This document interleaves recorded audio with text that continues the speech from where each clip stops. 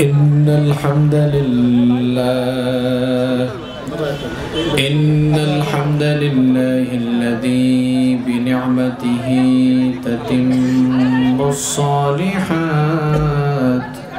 الذي علم القرآن خلق الإنسان وكرم وعلمه من البيان ما لم يعلم فسبحان الذي لا يحصى امتنانه باللسان ولا بالقلم نستغفره ونتوب إليه ونشهد أن لا إله إلا الله وحده لا شريك له ونشهد أن سيدنا وسندنا وحبيبنا وطبيبنا وطبيب أرواحنا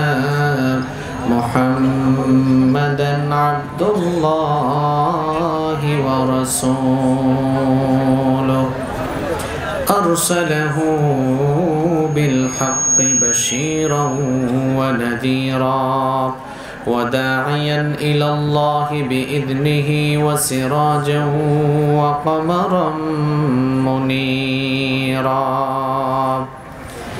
أما بعد فقد قال الله تعالى في كلامه المجيد وفي فرقانه الحميد أعوذ بالله من الشيطان الرجيم بسم الله الرحمن الرحيم إن الله وملائكته يصلون على النبي يا أيها الذين آمنوا صلوا عليه وسلموا تسليما اللهم صل على محمد وعلى آل محمد كما صليت على إبراهيم وعلى آل إبراهيم إنك حميد مجيد اللهم بارك على محمد وعلى آل محمد كما باركت على إبراهيم وعلى آل إبراهيم إنك حميد مجيد ربي زدني علما ربي زدني علما رب اشرح لي صدري ويسر لي أمري واحلل عقدة من لساني يفقه قولي سبحانك لا علم لنا إلا ما علمتنا إنك أنت العليم الحكيم صدق الله العظيم হায়রে জীবন মৃত্যুই শেষ ঠিকানা পৃথিবীর সব রেশ মুছে দেবে তখন আর কে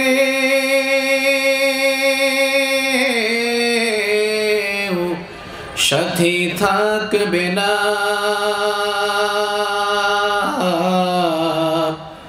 সাথী থাকবে না। আমার যখন ফোরাবে দিন, আসবে গহীন রাতি, থেকো প্রভু এ জীবনে, হয় চির সাথী, আসবে গহীন রাতি। জীবন নদীর দোকল জুড়ে, আসলে অমানিসা, থাকবে না আর দু চোখ জুড়ে একটু আলো দিশা।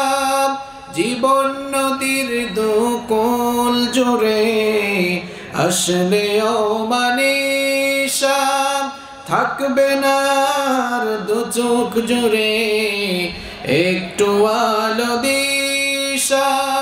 সেদিন আমার, সেদিন আমার, সেদিন আমার আধার চোখ আধার গড়ে, তুমি থেকো বাতি, আসবে গহীন রাতি। আমার যখন ফোরাবে দিন, আসবে গহীন রাতি, থেকো আল্লাহ এ জীবনে, হয় চির সাথী, আসবে গহীন রাতি। আমার আমার বলে যখন কাউকে পাবো না, সেদিন আমার শূন্য হিয়ায় তুমি থেকো সান্ত্বনা, তুমি থেকো সান্ত্বনা। আখির আলো নিভে যেদিন, মনে আলো দিয়ে আসবে না কে অন্ধ চোখে একটু আলো নিয়ে। সেদিন আমার, সেদিন আমার, সেদিন আমার অন্ধ চোখে তুমি আলো জ্যোতি, আসবে গহীন রাতি। আমার যখন ফোরাবে দিন, আসবে গহীন রাতি, থেকো প্রভু এ জীবনে, হয় চির সাথী, আসবে গহীন রাতি। বাংলাদেশের অত্যন্ত সুপরিচিত ঐতিহ্যবাহী খুলনা জেলার রূপসা উপজেলার দারুস সালাম তাহফিজুল কোরআন মাদ্রাসা লিল্লা বোর্ডিং ও ইয়াতিমখানার উদ্যোগে আয়োজিত আজকের এই 19তম ঐতিহাসিক তাফসীরুল কোরআন মাহফিলের মুহতারাম স্বনামধন্য সুযোগ্য সভাপতি, দারুস সালাম তাহফিজুল কোরআন মাদ্রাসার সম্মানিত সভাপতি, আপনাদের সকলের অত্যন্ত প্রিয় মানুষ জনাব আলহাজ মোহাম্মদ ফরহাদ হোসেন মোল্লা, আতালাল্লাহু উমরাহু ওয়া বারাকাল্লাহু ফি হায়াতিহি। আমরা সবাই বলি আমিন। আজকের মাহফিলের সার্বিক ব্যবস্থাপনায় যিনি আন্তরিক সহযোগিতা করেছেন, আপনাদের অত্র এলাকার সকলের অত্যন্ত প্রিয় মানুষ, 3 নং নৈহাটি ইউনিয়ন পরিষদের 8 নং ওয়ার্ডের সম্মানিত ইউপি সদস্য এবং প্যানেল চেয়ারম্যান জনাব আব্দুল গফুর খান, আল্লাহ তাআলা ওনাকে ইসলামের জন্য, কোরআনের জন্য কবুল করুন। আমরা বলি আমিন। মাহফিলে আমার আগে কথা বলেছেন খুলনা বিশ্ববিদ্যালয়ের সম্মানিত সহকারী রেজিস্ট্রার জনাব মাওলানা গুলজার হোসেন হাফিজাহুল্লাহ ওয়া রাআ। আপনাদেরকে অত্যন্ত সুললিত কণ্ঠে ইসলামী সঙ্গীত শুনিয়েছেন আপনাদের এই খুলনা এলাকার কৃতি সন্তান, আমার অত্যন্ত প্রিয় মানুষ, বিশিষ্ট সঙ্গীত শিল্পী জনাব কবির বিন সামাদ। আল্লাহ তাআলা তার কণ্ঠের মধ্যে বারাকা দান করেন। মাহফিলে উপস্থিত সম্মানিত উলামায়ে কেরাম, আমার সামনে বসা অত্র এলাকার পার্শ্ববর্তী এবং দূরদূরান্ত থেকে আগত আল্লাহর দ্বীন প্রেমী, কোরআন প্রেমী, সর্বস্তরের তাওহীদি জনতা, যুগে যুগে আল্লাহর জমিনে আল্লাহর দ্বীনকে প্রতিষ্ঠার জন্য যারা সবচাইতে বেশি অগ্রণী ভূমিকা পালন করেছেন, আমার প্রাণপ্রিয় যুবক এবং তরুণ ভাইয়েরা, স্কুল, কলেজ, ইউনিভার্সিটি এবং বিভিন্ন মাদ্রাসা পড়ুয়া, আমার প্রাণপ্রিয় মেধাবী ছাত্র ভাইয়েরা, মহিলা প্যান্ডেল থেকে এবং ঘরে বসে যারা শুনছেন, আমার শ্রদ্ধেয়া সম্মানিতা মা এবং বোনেরা, উপস্থিত মিডিয়ার প্রিয় কর্মী ভাইয়েরা, প্রাণপ্রিয় রূপসা তথা খুলনাবাসী, আপনারা সবাই কেমন আছেন? আলহামদুলিল্লাহ, আমি আল্লাহর রহমতে ভালো আছি। আমাদের সবাইকে ভালো রেখেছেন কে? কোরআনের এই মেলায় আমাদেরকে শামিল হওয়ার তৌফিক দিয়েছেন কে? সেই আল্লাহর জন্য হৃদয়ের সবটুকু ভালোবাসা, আবেগ, অনুভূতিকে উজাড় করে দিয়ে শরীরের সকল শক্তি গলার মাঝ বড়ে বড়ে নেই, আকাশ বাতাস প্রকম্পিত করে কালেমাতুশ শুকর আদায় করছি, সকলেই পড়ছি আলহামদুলিল্লাহ। আমরা প্রশংসা করেছি কার? লাভ হয়েছে কার? লাভ কি আল্লাহর হয়েছে? লাভ কার হয়েছে? আমরা যদি কোনো ব্যক্তি বা বস্তুর প্রশংসা করি, যার প্রশংসা করব তিনি খুশি হবেন, কিন্তু যখনই আমরা আমাদের রব, আমাদের খালিক, আমাদের মালিক আল্লাহ সুবহানাহু ওয়া তাআলার শুকরিয়া আদায় করি, কৃতজ্ঞতা আদায় করি, তার প্রশংসা করি, বিনিময়ে আল্লাহ তাআলা আমাদের প্রত্যেকের আমলনামাকে নেকি দিয়ে ফিল আপ করে দেন। আজকের এই মাহফিলে আসতে পেরে আপনারা খুশি না বেজার? কম না বেশি? আমরা খুশি, পরিমাণেও বেশি। জবান খুলে পড়েন আল্লাহু আকবার। সম্মানিত ভাইয়েরা, তাফসীরুল কোরআন মাহফিল, কোরআনের এই মাহফিলগুলো হচ্ছে এই দেশের মুসলমানদের, বিশেষ করে আম মুসলমান যারা আছেন, তাদের জ্ঞান আহরণ করার একটি অন্যতম প্ল্যাটফর্ম। কোরআনের এই মাহফিলগুলো যে অঞ্চলে আয়োজন হয়, যে এলাকায় আয়োজন হয়, দেখা যায় সেই এলাকায় একটি উৎসব মুখর পরিবেশ বিরাজ করে। প্রত্যেকটি ঘরে ঘরে মেহমান আসে। আজ আপনাদের এলাকায় মাহফিল, আমার মনে হয় আপনাদের প্রত্যেকের ঘরে ঘরে মেহমান এসেছে, তাই না?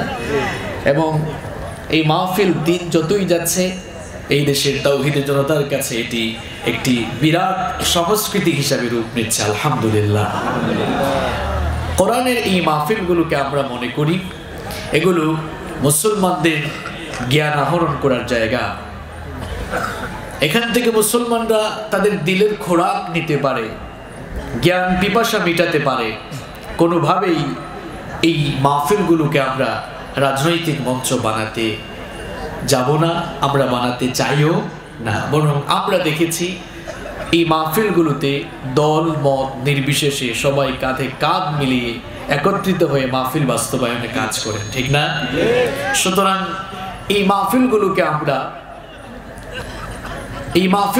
আমরা দলাদলি করে মাহফিলগুলোর পরিবেশ যেন নষ্ট না করি। আজ বাংলাদেশের দাওয়াতি প্ল্যাটফর্মের এই অন্যতম একটি জায়গা, মাহফিল নিয়ে ভয়াবহ ষড়যন্ত্র এবং চক্রান্ত শুরু হয়েছে। আমাদেরকে বিভিন্ন সময় বলা হয় যে মাহফিল থেকে আমরা উস্কানিমূলক বক্তব্য ছড়াই, মাহফিল থেকে আমরা বিষেধাগার ছড়াই। আমার প্রিয় ভাইয়েরা, আমরা সুস্পষ্ট ভাষায় বলতে চাই, মাহফিল থেকে আমরা মানুষের ঈমান, আকীদা এবং আখলাক সুন্দর করার কথা এই মাহফিল থেকে আমরা বলি। এই মাহফিল থেকে আমরা এদেশের জনগণকে পাপাচারের দিকে, অন্যায় অপকর্মের দিকে কখনোই উদ্বুদ্ধ করিনি, আজও করছি না, ভবিষ্যতেও হবে না ইনশাআল্লাহ। বরং আমরা নির্দ্বিধায় বলতে পারি, মানুষকে অপরাধ থেকে বাঁচানোর জন্য এবং অপরাধ মুক্ত সমাজ গঠনে এই মাহফিলের ভূমিকা অনস্বীকার্য। আপনারা বলেন তো, এই মাহফিলে এসে ওয়াজ শুনে কোনো মানুষ চুর হয়েছে? এত আসতে বললেন। এই মাহফিলে এসে ওয়াজ শুনে কোনো মানুষ চোর ডাকাত হয়েছে? এই মাহফিলে এসে ওয়াজ শুনে কোনো মানুষ চাঁদাবাজ, টেন্ডারবাজ হয়েছে? এই মাহফিলে এসে ওয়াজ শুনে কোনো মানুষ ধর্ষণকারী হয়েছে? বরং আমরা বলতে পারি, এই মাহফিলে বহু বেনামাজি এসে নামাজি হয়েছে। এই মাহফিলে বহু চোর ডাকাত এসে জাহান্নামের বয়ান শুনে চোখের পানি ছেড়ে দিয়ে তাওবা করে আল্লাহর ওলি হয়ে গিয়েছে। আমরা বলতে পারি মা বাবার খেদমত করতো না এমন বহু বেয়াদব সন্তান মাহফিলে এসে মা বাবার অবদান কেমন কোরআন সুন্নাহ থেকে বয়ান শোনার পর সে মা বাবার খেদমত করা শুরু করেছে।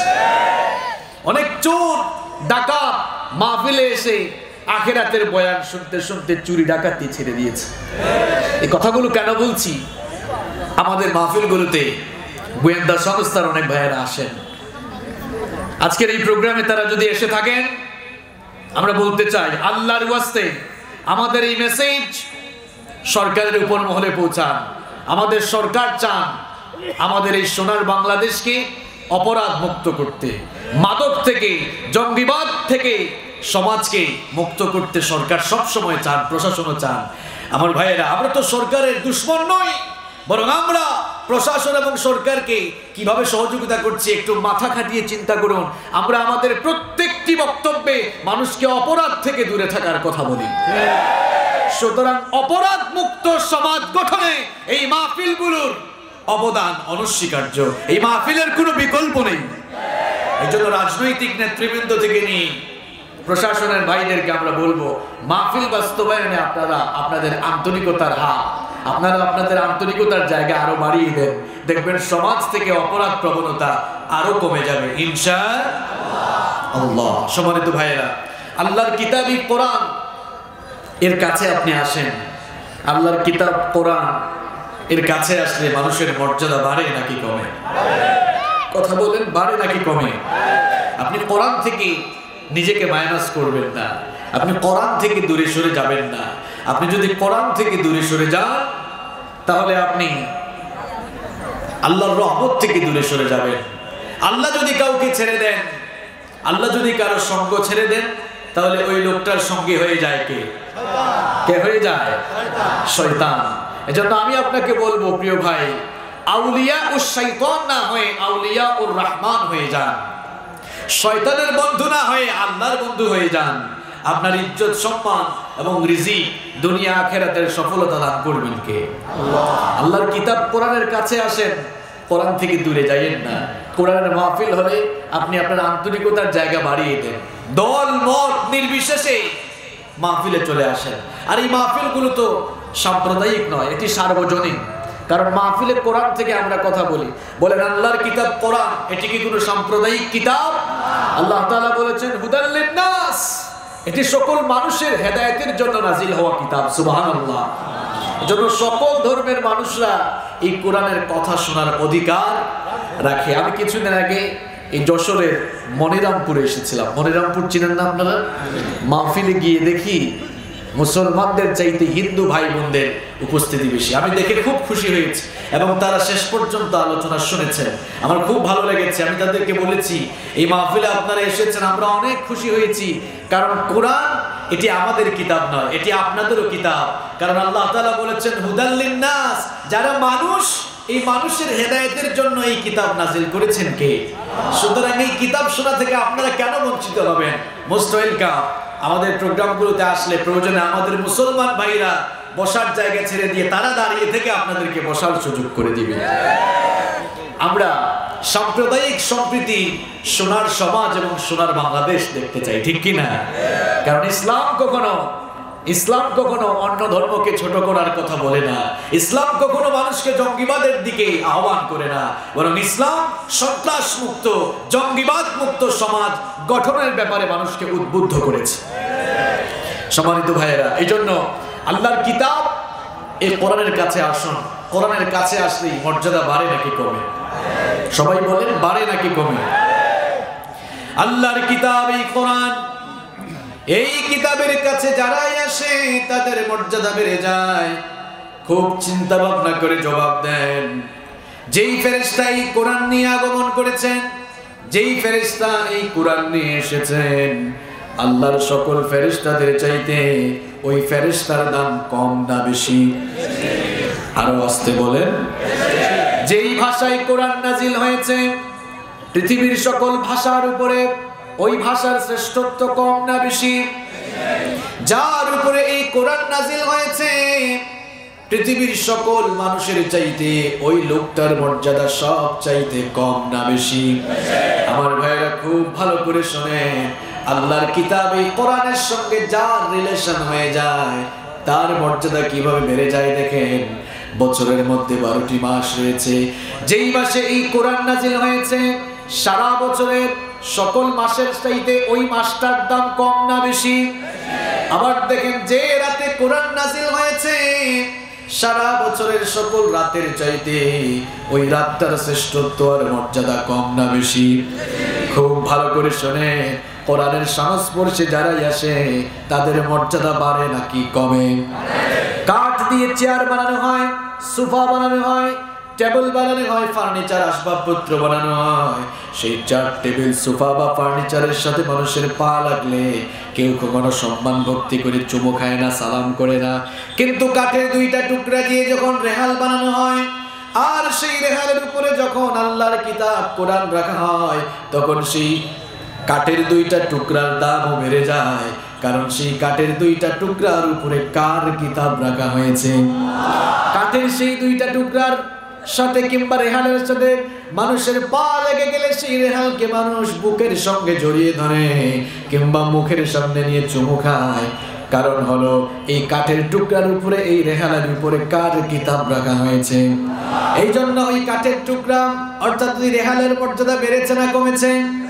আবার দেখেন, গার্মেন্টস ফ্যাক্টরিতে অনেক কাপড় থাকে, শপিং মলে কাপড়ের দোকানগুলিতে অনেক কাপড় থাকে, এমনকি আপনাদের বাসা বাড়িতে, আপনাদের ঘরের মধ্যে আল্লাহ আলমারিতে কাপড় থাকে। কাপড় ময়লা হলে আল্লাহ থেকে কাপড় যখন ধোয়ার জন্য টান মারেন, ভুলবশত যদি কোনো কাপড় পায়ের তলায় পড়ে যায়, পায়ের তলায় পড়ে যাওয়া সেই কাপড় কেউ কি কোনোদিন বুকের সঙ্গে জড়িয়ে ধরেছে কিংবা কেউ কি কোনোদিন আপনার মুখের সামনে নিয়ে চুমু খেয়েছে নাকি? কিন্তু ছোট্ট কাপড়ের টুকরা দিয়ে যখন গিলাফ, জিলবাব বা বস্ত্রী বানানো হয়, আর সেই ছোট্ট কাপড়ের টুকরা যখন মানুষের হাত থেকে পড়ে যায়, মানুষেরা ছোট্ট সেই কাপড়ের টুকরা হাতে নিয়ে বুকের সঙ্গে জড়িয়ে ধরে মুখের সামনে নিয়ে চুমু খায়। কারণ কাপড়টা ছোট হতে পারে, কিন্তু ওই কাপড় দিয়ে কার কিতাব পেঁচানো হয়েছে। এই জন্য ওই কাপড়ের টুকরার মর্যাদা বেড়েছে নাকি কমেছে? আমার ভাইয়েরা, এইভাবে করে আপনারা যারা এই মাহফিলে এসেছেন, আপনারাও যদি আল্লাহর কোরআনের সাথে রিলেশন তৈরি করেন, আল্লাহর কোরআনের সাথে সম্পর্ক তৈরি করেন, আল্লাহর কোরআন যদি পড়েন, বুঝে মানার চেষ্টা করেন, কোরআনের রঙে নিজের জীবনটাকে যদি রাঙাতে পারেন, আল্লাহর কিতাব কোরআনের সংস্পর্শে চলে আসলে আপনাদের মর্যাদা এমন ভাবে বেড়ে যাবে। ওমর ইবনুল খাত্তাব রাদিয়াল্লাহু আনহু কোরআনুল কারীমের কাছে আসার আগে এক লৌহ মানব ছিলেন, শ্রেষ্ঠ এক কাফের ছিলেন। আর কোরআনুল কারীমের কাছে আসার পরে লৌহ মানব পরশ পাথরে পরিণত হয়ে সেই কাফের লোকটা পৃথিবীতে থেকে জান্নাতের সার্টিফিকেট নিয়ে দুনিয়া থেকে বিদায় হয়েছে। মর্যাদা বাড়তে বাড়তে এত বেশি বেড়ে গেল, যার ব্যাপারে স্বয়ং আল্লাহর নবী বলেছেন, লা নাবিয়্যা ওয়ালা রাসূলা মিন বাদি, আমার উপরে কোনো নবী নাই, আমার উপরে কোনো রাসূল নাই। লাউ কানা নাবিয়্যাম মিন বাদি লাকানা উমার, আমার উপরে কেউ যদি নবী হওয়ার যোগ্যতা রাখতো, আমার উপরে কেউ যদি নবী হতো, তাহলে আমার ওমর আমার উপরে নবী হয়ে যেত। সুবহানাল্লাহ। যেই লোক লৌহ মানব ছিলেন, কোরআনুল কারীমের কাছে আসার কারণে পরশ পাথরে পরিণত হলেন, তার পাশাপাশি পৃথিবীতে থেকে জান্নাতের সার্টিফিকেট নিয়ে বিদায় হয়েছেন। সুবহানাল্লাহ। সুতরাং আপনিও যদি কোরআনের কাছে আসেন, কোরআনওয়ালা লোকদেরকে মহব্বত করেন, রেসপেক্ট করেন, ভালোবাসেন, আপনার মর্যাদা বাড়বে না কমবে? কিন্তু দেখা যায় আমাদের মধ্যে অনেক ভাইরা আছেন, আমরা কোরআনকে হৃদয়ে ধারণ করতে পারি না। যেখানে কোরআনের আলোচনা হয় সেখানে যেতে চাই না। আর কোরআনকে যারা ধারণ করেন, কোরআনকে যারা লালন করেন, যারা কোরআনের দায়ী হয়ে কোরআনকে বিশ্বময় ছড়িয়ে দিচ্ছেন, এদেরকে দেখলেও ভালোবাসতে মন চায় না। কিছু মানুষ আছে আলেম ওলামাদেরকে দেখলে ভালো লাগে না, গালি দিতে মন চায়, কাছে টানতে মন চায় না, ভালোবাসতে মন চায় না, শ্রদ্ধা করতে মন চায় না। কেন ভাই? আপনি এই লোকগুলোকে কি সাধারণ মানুষ মনে করেছেন? ইন্নাল উলামা ওয়ারাসাতুল আম্বিয়া, এই লোকগুলো হচ্ছেন এই পৃথিবীতে আল্লাহর নবীদের প্রতিনিধিত্বকারী। সুবহানাল্লাহ। তারা হচ্ছেন নবীগণের ওয়ারিস। আল্লাহর নবী বলেছেন, আকাশের মধ্যে তারকারাজির চাইতে চাঁদের যেমন শ্রেষ্ঠত্ব রয়েছে, ঠিক তেমনি ভাবে দুনিয়ার আম মানুষের উপরে আলেমদের শ্রেষ্ঠত্ব রয়েছে। সুবহানাল্লাহ।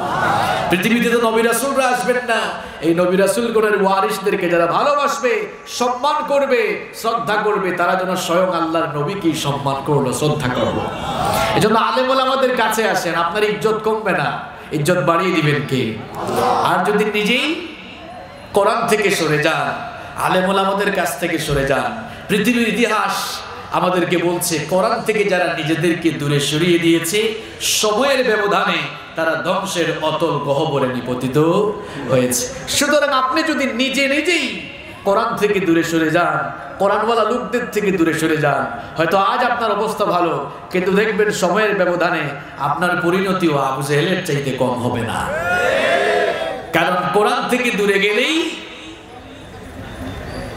আপনি ধ্বংসের দিকে অগ্রসর হয়ে যাবেন, আর কোরআনের কাছে আসলেই আপনাকে নাজাতের ঠিকানা দেখিয়ে দিবেন কি? এজন্য আমরা আল্লাহর কোরআনের সংস্পর্শে থাকতে চাই কি চাই না? আল্লাহ আমাদেরকে কবুল করে নেন। সম্মানিত ভাইয়েরা, রাত অনেক হয়ে গিয়েছে, এই জন্য আমরা অপ্রাসঙ্গিক কথাবার্তা না বলে সরাসরি আলোচনায় প্রবেশ করতে চাই। যতক্ষণ আমরা কথা বলবো, একেবারে শেষ পর্যন্ত প্রত্যেকটি কথা ফুললি কনসেন্ট্রেট হয়ে আমরা যেন শ্রবণ করতে পারি, আর প্রত্যেকটি কথা আমরা যেন আমাদের প্র্যাকটিক্যাল লাইফে আমল করার মন মগজ মানসিকতা নিয়ে শুনতে পারি। আল্লাহ তাআলা আমাদের সকলকে সেই তৌফিক দান করেন, আমরা বলি আমিন। সম্মানিত ভাইয়েরা, এই পৃথিবী যেখানে আমরা বাস করছি, এই পৃথিবী থাকার জায়গা নয়, এই পৃথিবী হলো চলে যাওয়ার জায়গা। পৃথিবীতে কেউ থাকতে পারে নাই। এখন 2021 সাল, 1921 সালে এই পৃথিবীতে বহু মানুষ জমিনের বুকে বিচরণ করেছিল। সময়ের ব্যবধানে 2021 সালে তাদের বেশিরভাগ মানুষ কিংবা প্রায় সবাই এখন মাটির নিচে ঘুমিয়ে আছে। এটি হচ্ছে পৃথিবীর সবচাইতে বস্তুনিষ্ঠ, অলঙ্ঘনীয়, অনিবার্য মহাসত্য। আপনি পৃথিবীতে থাকবেন না, কারণ পৃথিবী থাকার জায়গা নয়, পৃথিবী হলো চলে যাওয়ার জায়গা। এই পৃথিবী নামক চলে যাওয়ার জায়গায় এসে আমাদেরকে থাকার জায়গা মনে করে আমরা দুনিয়ার লোভ লালসা, দুনিয়ার মুখে পড়ে আমরা নিজেদেরকে ধ্বংসের দিকে অগ্রসর করছি।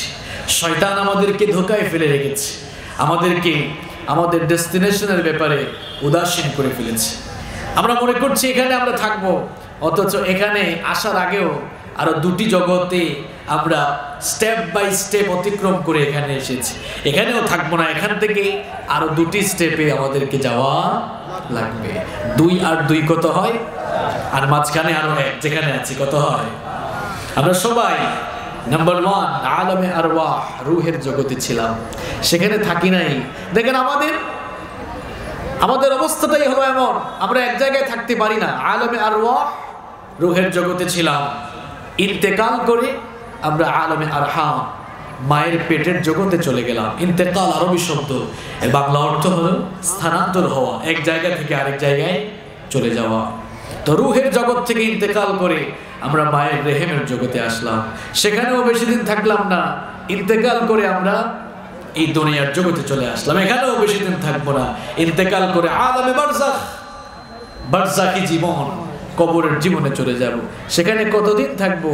ইলা ইয়াউমি ইউবাসুন, day of resurrection, day of judgement, পুনরুত্থান দিবস পর্যন্ত, বিচার দিবস পর্যন্ত সেখানে থাকতে পারবো। এরপরে ইসরাফিলের সিংহার ফুৎকার হয়ে গেলে, সিংহায় ফুৎকার দিয়ে দিলে কিয়ামতের ঘটনা শুরু হয়ে যাওয়ার পর সকলে আবার কবর থেকে ইন্তেকাল করে হাসরের ময়দানে গিয়ে একত্রিত হব। এই যে আমরা আমাদের পরিণতির কথা অনেকে ভুলে গিয়েছি। কোথায় ছিলাম, কিভাবে আসলাম, কেন আসলাম, কোথায় যাব, এটি ভুলে গিয়েছি। আজ এই মাহফিলে আপনাকে মনে করিয়ে দিয়ে যাব, কোথায় ছিলেন আপনি, কিভাবে এসেছেন, কেন এসেছেন, কোথায় যাবেন। আজকে এই পয়েন্টগুলোর আলোকে জীবন পরিবর্তনমূলক কিছু কথা কোরআন সুন্নাহ থেকে বলবো ইনশাআল্লাহ। সম্মানিত ভাইয়েরা, আমরা কোথায় ছিলাম আর কিভাবে আসলাম, আল্লাহ তাআলা আমাদেরকে স্মরণ করিয়ে দিচ্ছে। রব্বুল আলামিন বলছেন, কোথায় ছিলেন, কিভাবে আসলে চিন্তা করো। তোমাদের তো কোনো অস্তিত্ব ছিল না, তোমরা অস্তিত্ব কিনছিলে, ঠিকানা কিনছিলে, সেই ঠিকানাহীন অবস্থা থেকে, অস্তিত্বহীনতা থেকে কিভাবে তোমাদের পয়দা হলো, কি করে তোমরা আসলে শোনো। কোরআনে কারীমের ৭৬ নম্বর সূরা সূরাতুদ দাহারের প্রথম আয়াতে রব্বুল আলামিন বললেন, হাল আতা আলাল ইনসানি হিনুম মিনাদ দাহরি লাম ইয়াকুন শাইআম মাযকুরা।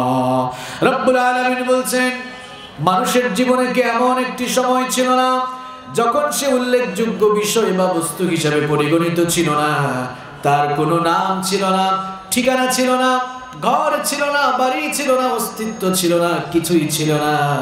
আল্লাহ পাক বলছেন, বান্দারে কি করে তোমার পয়দা হলো আর কিভাবে তোমার সৃষ্টি হলো তুমি জেনে নাও। কোরআনে কারীমের ২৩ নম্বর সূরা সূরাতুল মুমিনুনের ১২ নম্বর আয়াত থেকে রব্বুল আলামিন বলছেন, ওয়ালাকাদ খালাকনাল ইনসানা মিন সুলালাতিন মিন তিন সুম্মা জাআলনাহু নুতফাতান ফি قرار مكين ثم خلقنا النطفة علقة فخلقنا العلقة مضغة فخلقنا المضغة عظاما فكسونا العظام لحما। আল্লাহ তাআলা বলছেন, আমি তোমাদেরকে মাটির নির্যাস থেকে সৃষ্টি করেছি, পুরুষের স্পাম আর মহিলাদের অভাব, এই দুটোকে একত্রিত করে এক ফোঁটা নাপাক পানি তোমার মায়ের গর্ভের ভেতরে সুরক্ষিত জায়গায় আমি রেখে দিলাম। রব্বুল আলামিন বলছেন, বান্দারে চিন্তা করো কিভাবে তোমার পয়দা হলো।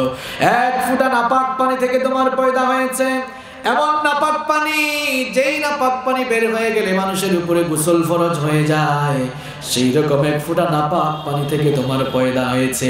নাপাক পানি থেকে যেই মানুষের পয়দা হয়েছে, দুনিয়াতে আসার পর সামান্য পড়াশোনা করে, সামান্য টাকা পয়সার মালিক হয়ে, সামান্য ক্ষমতার আধিপত্য পেয়ে এমন অহংকারী হয়ে যায়, এমন দাম্ভিকতাপূর্ণ আচরণ করে যেন মাটিতে তার পা পড়ে না, এমন মানুষ আছে না নাই? কিসের এত অহংকার আর বড়াই করেন? এক ফোঁটা নাপাক পানি থেকে আপনার পয়দা হয়েছে, ওই নাপাক পানি ফোঁটাকে রব্বুল আলামিন সুরক্ষিত জায়গায় রেখে দিলেন। তারপরে সেই নাপাক পানি ফোঁটাকে জমাট বাঁধা রক্তে পরিণত করলেন। এরপরে সেই জমাট বাঁধা রক্তকে মাংসপিণ্ড বানালেন। তারপরে সেই মাংসপিণ্ডকে বড় একটি হাড্ডিতে রূপান্তর করলেন। এরপরে সেই হাড্ডির উপরে গোশতের পোশাক পরিয়ে দিলেন। এরপরে এবার স্ট্রাকচার দেওয়া শুরু করলেন। আমাদের কোনো হাত ছিল না, পা ছিল না, চক্ষু ছিল না, নাক ছিল না, মুখ ছিল না, কান ছিল না, কিছুই ছিল না। রব্বুল আলামিন এবার গর্ভের ভেতরে আমাদের হাত, পা, নাক, কান, মুখ সুন্দর একটি ফেস কাটিং, সুন্দর একটি স্ট্রাকচার দিয়ে রব্বুল আলামিন মায়ের পেটের ভেতরে সুন্দর করে বানালেন। সুবহানাল্লাহ। এরপরে সেখানে একটি নির্দিষ্ট সময় পর্যন্ত আল্লাহ তাআলা রেখে দিলেন। তারপর কি হলো? সুম্মা নুখরিজুকুম তিফলা। এরপরে বাচ্চার সাইজে, একটি বাচ্চার আকারে মায়ের পেটের ভেতর থেকে বের করে এই দুনিয়ার আলো বাতাস আমাদেরকে দেখিয়েছেন কে? আল্লাহ। পৃথিবীতে আমরা চলে আসলাম। আমরা পৃথিবীতে এসে মনে করলাম এটা মনে হয় থাকার জায়গা, মনে হয় আমরা থাকতে পারবো। এই জন্য দুনিয়া পাওয়ার ধান্দায় আমরা এতই ব্যস্ত হয়ে গিয়েছি যে আমরা নিজেদের ডেস্টিনেশন ভুলে গিয়েছি। আমরা যেন আমাদের ডেস্টিনেশন ভুলে না যাই, এই জন্য রব্বুল আলামিন সতর্ক করে দিয়ে বললেন, সুম্মা ইন্নাকুম বা'দা যালিকা লামাইয়িতুন। গাফেল হয়ে যাও না, অসতর্ক হয়ে যাও না। অতঃপর মৃত্যুর স্বাদ আস্বাদন করে তোমাকে এই দুনিয়া ছেড়েও চলে যাওয়া লাগবে। আমার ভাইয়েরা, কোথায় ছিলেন আর কিভাবে আসলেন বললাম। যেখানে এসেছেন এখানে আপনি থাকতে পারবেন না। আমার আজকে আলোচনা করতে বারবার কনসেন্ট্রেশন খুব ব্রেক হচ্ছে। এরকম পরিস্থিতিতে মনে হয় আমি প্রথম পড়েছি। এখানে দেখা যাচ্ছে কিছু কিছু মানুষ 2-3 সেকেন্ড পর পর বারবার উঠে, কারণ শয়তান এদেরকে নিচ থেকে কাতুকুতু দিয়ে উঠায়। কারণ শয়তান কোনোদিনও চায় না আপনি কোরআন শুনেন, কারণ কোরআন শুনলেই শয়তানের অনেক লাভ না অনেক লস। তো শয়তান কি মনে করেছেন আপনার চেয়ে কম পাক না? শয়তান আমার আপনার চেয়ে বয়সেও বড়, বুদ্ধিতেও, কি বলেন, শয়তানের বয়স আমাদের চেয়ে কম না বেশি? বুদ্ধি কম না বেশি? তো শয়তান আপনার আমার চেয়ে বড় পাক না, সে কোনোদিনও চায় না আপনি কোরআন শুনেন আর সতর্ক হয়ে যান, হেদায়েত পেয়ে যান। এটা শয়তান কখনো চায়? এজন্য শয়তান আপনাকে কোরআন থেকে দূরে রাখতে চায়। এখন যে কায়দাই হোক, ওই কায়দায় আপনাকে দূরে রাখতে পারলেই সে সাকসেসফুল। তবে আমার এই ধরনের শ্রোতার প্রয়োজন নেই যারা কিছুক্ষণ পর পর উঠে। আমি 1 মিনিট সময় দিলাম, যারা আমি 11টা বাজে তো 11:45 মোনাজাত ধরবো, এই 11:45 আগে যারা উঠবেন 1 মিনিট সময় দিলাম, আল্লাহর ওয়াস্তে চলে যান। আমার রিয়েল শ্রোতা দরকার, যারা আমার পূর্ণাঙ্গ একেবারে কথাগুলো শুনবে, আমার কথা সুস্পষ্ট। 11:45 আগে যারা উঠবেন আগে ভাগে চলে যান। 1 মিনিট পর যারা উঠবেন আমি কিন্তু ডেকে একদম স্টেজ যান, কারণ আল্লাহর কোরআনের মাহফিলের পরিবেশ নষ্ট করার আপনার কোনো অধিকার নাই। আগে ভাগে চলে যান, কারণ আপনার উদ্দেশ্য ভালো না। আপনি আসতেন হুজুর দেখার জন্য, হুজুরের কণ্ঠ দেখার জন্য, মাহফিলের পরিবেশ দেখার জন্য, অথবা গাড়ি দেখার জন্য। আলোচনা শোনার উদ্দেশ্য যে আপনার নাই, এটা আমরা খুব ভালো করে জানি। এজন্য আমার কিছু রিয়েল শ্রোতা দরকার, যারা সত্যিকারের আলোচনা শোনার মন মগজ এবং মানসিকতা নিয়ে এখানে এসেছে। অলরেডি 30 সেকেন্ড কিন্তু শেষ, বাকি 30 সেকেন্ডে তারা উঠে যাবেন, এমন শ্রোতা কোনো দরকার। আমি একটু কাটসাট কথা বলে ফেলি, রাগ করেছেন আপনারা? স্ট্রেট ফরওয়ার্ড, সোজা কথা একেবারে, যে থাকবেন থাকেন। আর কাতুকুতু যাদের আসবে এরা আগে ভাগেই ভাগেন। এই কাতুকুতুওয়ালা মানুষদের কোরআনের মাহফিলে দরকার নাই। আমাদের দরকার ওমরের দিল নিয়ে যারা কোরআন শুনতে আসবে, এই ওমরের দিলওয়ালা কিছু মানুষ মাহফিলে দরকার, ঠিক কি না? সম্মানিত ভাইয়েরা, তাহলে আমরা বলছিলাম যে যেখানে এসেছি সেখানে আমরা থাকতে পারবো, এখান থেকে আমরা চলে যাব, কেউ আমরা থাকবো না। Every soul will take the test of death. প্রত্যেক প্রাণসত্তাকেই মৃত্যুর স্বাদ আস্বাদন করতে হবে। মৃত্যু থেকে পালিয়ে বাঁচা যায় না। রূপসা থানায় এক লোক বড় ধরনের অপরাধ করেছে। থানা থেকে রাতের বেলা পুলিশ আসছে। পুলিশের খবর পেয়ে সে এবার বাড়ি থেকে পালানো শুরু করেছে। এখন পলায়ন করে ভেগে হয়তো পুলিশের হাত থেকে বাঁচা যাবে, কিন্তু আপনারা আমাকে বলেন, পলায়ন করে আর ভেগে মালাকুল মউতের থাবা থেকে বাঁচা যাবে? কথা বলেন। রব্বুল আলামিন বলেছেন, আইনামা তাকুনু ইউদরিকুমুল মাউত ওয়ালাউ কুনতুম ফি বুরুজিম মুশাইয়াদা। যেখানেই থাকো না কেন, যে অবস্থায় থাকো না কেন, মৃত্যু তোমাদের সঙ্গে এসে মোলাকাত করবে। এমনকি মৃত্যু থেকে বাঁচার জন্য উঁচু কোনো টিলায় গিয়েও যদি তুমি অবস্থান নাও, যদি মনে করো তুমি মৃত্যুর হাত থেকে রেহাই পাবে, বান্দারে মনে রাখো মৃত্যুর হাত থেকে তুমি রেহাই পাবে না। মৃত্যুর হাত থেকে রেহাই পাওয়া যাবে? মৃত্যুর হাত থেকে পলায়ন করে বাঁচা যায় না। পুলিশ আসতেছে, দৌড় দিলে বাঁচতে পারেন হয়তো, কিন্তু বলেন মালাকুল মউত আসতেছে, দৌড়ে কুল পাওয়া যাবে? সুলাইমান আলাইহিস সালামের নাম শুনেছেন আপনারা? কথা বলেন। সুলাইমান আলাইহিস সালামের নাম শুনেছেন আপনারা? তিনি কি ছিলেন? তিনি আল্লাহর একজন নবী ছিলেন। বাপও নবী, ছেলেও। তার বাবার নাম কি ছিল? যারা কথা বলে না, এদের মুখের উপর কি ঠাডা পড়ছে? খুলনার মানুষ তো এমন না, খুলনার মানুষ তো কথা বলে। সুলাইমান আলাইহিস সালাম তিনি আল্লাহর নবী ছিলেন। তার বাবার নাম হচ্ছে দাউদ আলাইহিস সালাম। এই সুলাইমান আলাইহিস সালাম মাত্র 13 বছর বয়সে তার বাবার রেখে যাওয়া সিংহাসনের মালিক হয়েছিলেন, এবং আল্লাহ তাআলা তাকে গোটা পৃথিবীকে শাসন করার সুযোগ তৈরি করে দিয়েছিলেন। সুবহানাল্লাহ। এখন আমাদের মুসলমানদের সমাজে কিছু উল্লুক আর ভাল্লুক পয়দা হয়েছে। কোরআন সুন্নাহর ব্যাপারে যাদের ন্যূনতম কোনো জ্ঞান নেই, যারা আউযু বিল্লাহি মিনাশ শাইতানির রাজিম, বিসমিল্লাহির রহমানির রহিম এটিও শুদ্ধ করে বলতে পারে না, আউযু বিল্লাহ বিসমিল্লাহ যারা শুদ্ধ করে উচ্চারণ করার সামর্থ্য রাখে না, এখন তারা বলে যে ধর্ম আর রাজনীতি সম্পূর্ণ আলাদা বিষয়। এখন আপনি আমাকে বলেন, ধর্ম আর রাজনীতি যদি আলাদা বিষয় হতো, তাহলে পৃথিবীর এত নবীরা শাসক হয়ে শাসন করেছেন কেমনে? আমি তো কতজনের এক্সাম্পল দিতে পারবো। সুলাইমান নবী 13 বছর বয়সে প্রেসিডেন্ট হয়ে গোটা দুনিয়া শাসন করেছেন। আল্লাহু আকবার। ইউসুফ নবীকে আল্লাহ তাআলা মিশরের সিংহাসনে বসিয়ে মিশর শাসন করিয়েছেন। আল্লাহু আকবার। আমাদের নবী রাহমাতুল লিল আলামিন বিশ্ব নবী মুহাম্মদুর রাসূলুল্লাহ সাল্লাল্লাহু আলাইহি ওয়াসাল্লামকে রব্বুল আলামিন মক্কা থেকে মদিনায় নিয়ে আসার পরে, হিজরত করার পরে 10 বছর মদিনার প্রেসিডেন্ট বানিয়ে তাকে দিয়ে মদিনা শাসন করিয়েছে। সুতরাং যারা বলবে ধর্ম আর রাজনীতি সম্পূর্ণ আলাদা, বুঝতে হবে এই লোকগুলোর মাথার মধ্যে শয়তান প্রস্রাব করে দিয়েছে। এমন বাজে কথা সে কেমনে বলে? সুলাইমান নবী তোমার বাপ দাদার নীতি দিয়ে দেশ চালিয়েছেন? কার নীতিতে? কি মনে করেন ছোট্ট সমাজ চালিয়েছেন? আল্লাহ তাআলা তাকে গোটা পৃথিবীর শাসন কর্তা বানিয়েছেন। সুবহানাল্লাহ। শুধু মানুষ শাসন করেন নাই, জিন শাসন করেছেন। পিঁপড়ার ভাষা বুঝছেন? পিপিলিকা, পিঁপড়ার ভাষা আপনি বুঝেন? কথা করো না কেন? পিপিলিকার ভাষা আমি আপনি বুঝি, তিনি পিপিলিকার ভাষা বুঝছেন। তো বলছিলাম সুলাইমান আলাইহিস সালামের কথা। সুলাইমান আলাইহিস সালামের একজন সিনিয়র মন্ত্রী ছিল। সুলাইমান আলাইহিস সালাম তার সেই মন্ত্রীর সাথে বসে আলাপ করছেন। এমন সময় মালাকুল মউত মানুষের বেশ ধারণ করে সুলাইমান আলাইহিস সালামের সাথে সাক্ষাৎ করার জন্য এসেছেন। তার সাথে কথোপকথন শেষ করে তিনি যখন বিদায় নিলেন, সুলাইমান আলাইহিস সালামের মন্ত্রী বললেন, ওগো আল্লাহর নবী সুলাইমান, কিছুক্ষণ আগে যেই লোক আসলো, এই লোকটাকে জীবনে কোনোদিন দেখলাম না, এই লোকটার পরিচয় কি?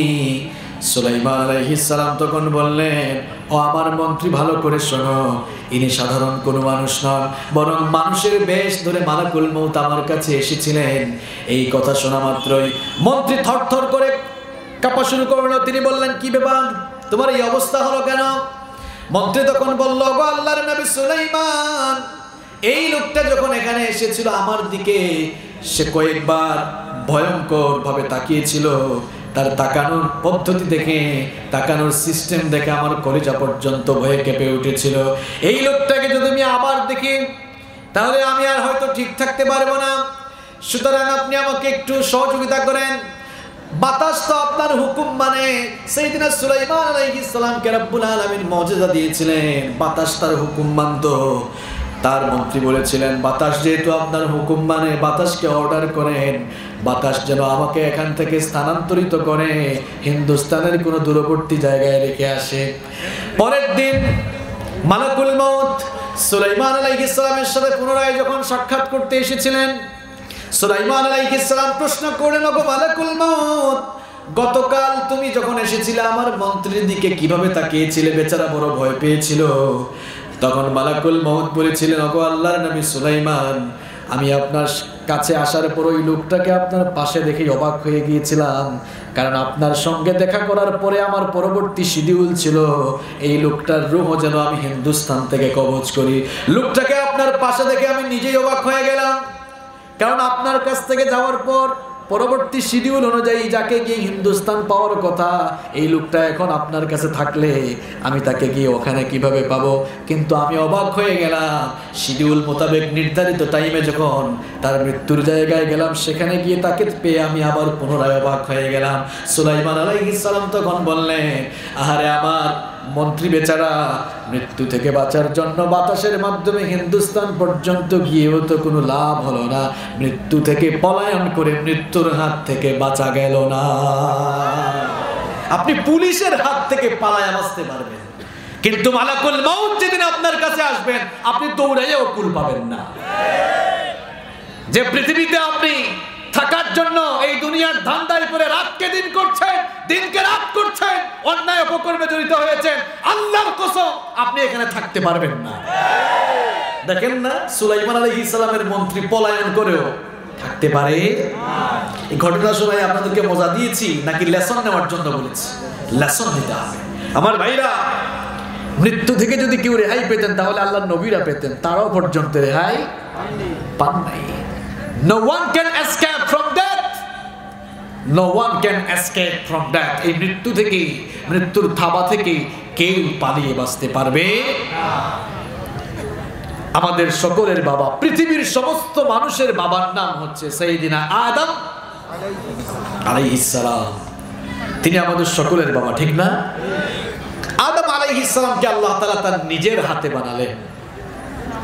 আদম আলাইহিস সালামকে আল্লাহ তাআলা নিজের হাতে বানানোর পর আদম আলাইহিস সালামকে বললেন, আদম, আমি তোমাকে নিয়ে একটি রূহ সভা করতে চাই। শুনতেছেন আপনারা?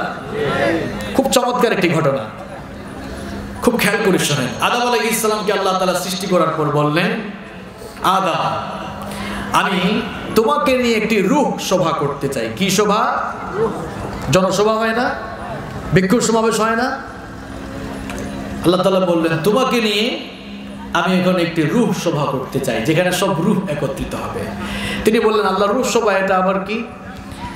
আল্লাহ তাআলা বললেন, রূহ সভা হলো কিয়ামত পর্যন্ত তোমার যত সন্তানাদি পৃথিবীতে আসবে, সেই অনাগত সকল সন্তানদের রূহ আমি তোমার সামনে হাজির করে একটি রূহ সমাবেশ করবো। সুবহানাল্লাহ। আল্লাহ তাআলা সকলকে হাজির করলেন। আমরা কি সেখানে ছিলাম না? আমি আপনি ছিলাম কিনা? আমরা সবাই কিন্তু ছিলাম। সকলের রূহ আদম আলাইহিস সালামের সামনে উপস্থিত।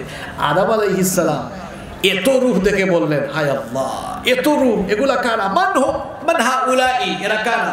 আল্লাহ তাআলা বললেন, হাউলাই যুররিয়াতুক, এরা সবাই তোমার বংশধর। সুবহানাল্লাহ। আচ্ছা, আপনি বিয়ে করার পর আপনার ঘরে ছেলে বা মেয়ে হইলে আপনি খুশি হবেন না বেজার হবেন? তো আদম নবীর সামনে যখন সব সন্তানদের রূহে একত্রিত করা হলো, তিনি খুশি না বেজার? তিনি খুব খুশি হলেন। আল্লাহ, কিয়ামত পর্যন্ত আমার এত সন্তান দুনিয়াতে আসবে। আল্লাহু আকবার। আল্লাহ তাআলা বললেন, উমরুকা আলফা সানা, আদম, আমি তোমাকে 1000 বছর হায়াত দিয়েছি। কত বছর? কত বছর? দেখেন, আমরা 50-60 বছরও বাঁচবো কিনা কোনো গ্যারান্টি? আর আমাদের বাবা আদমের বয়স কত ছিল?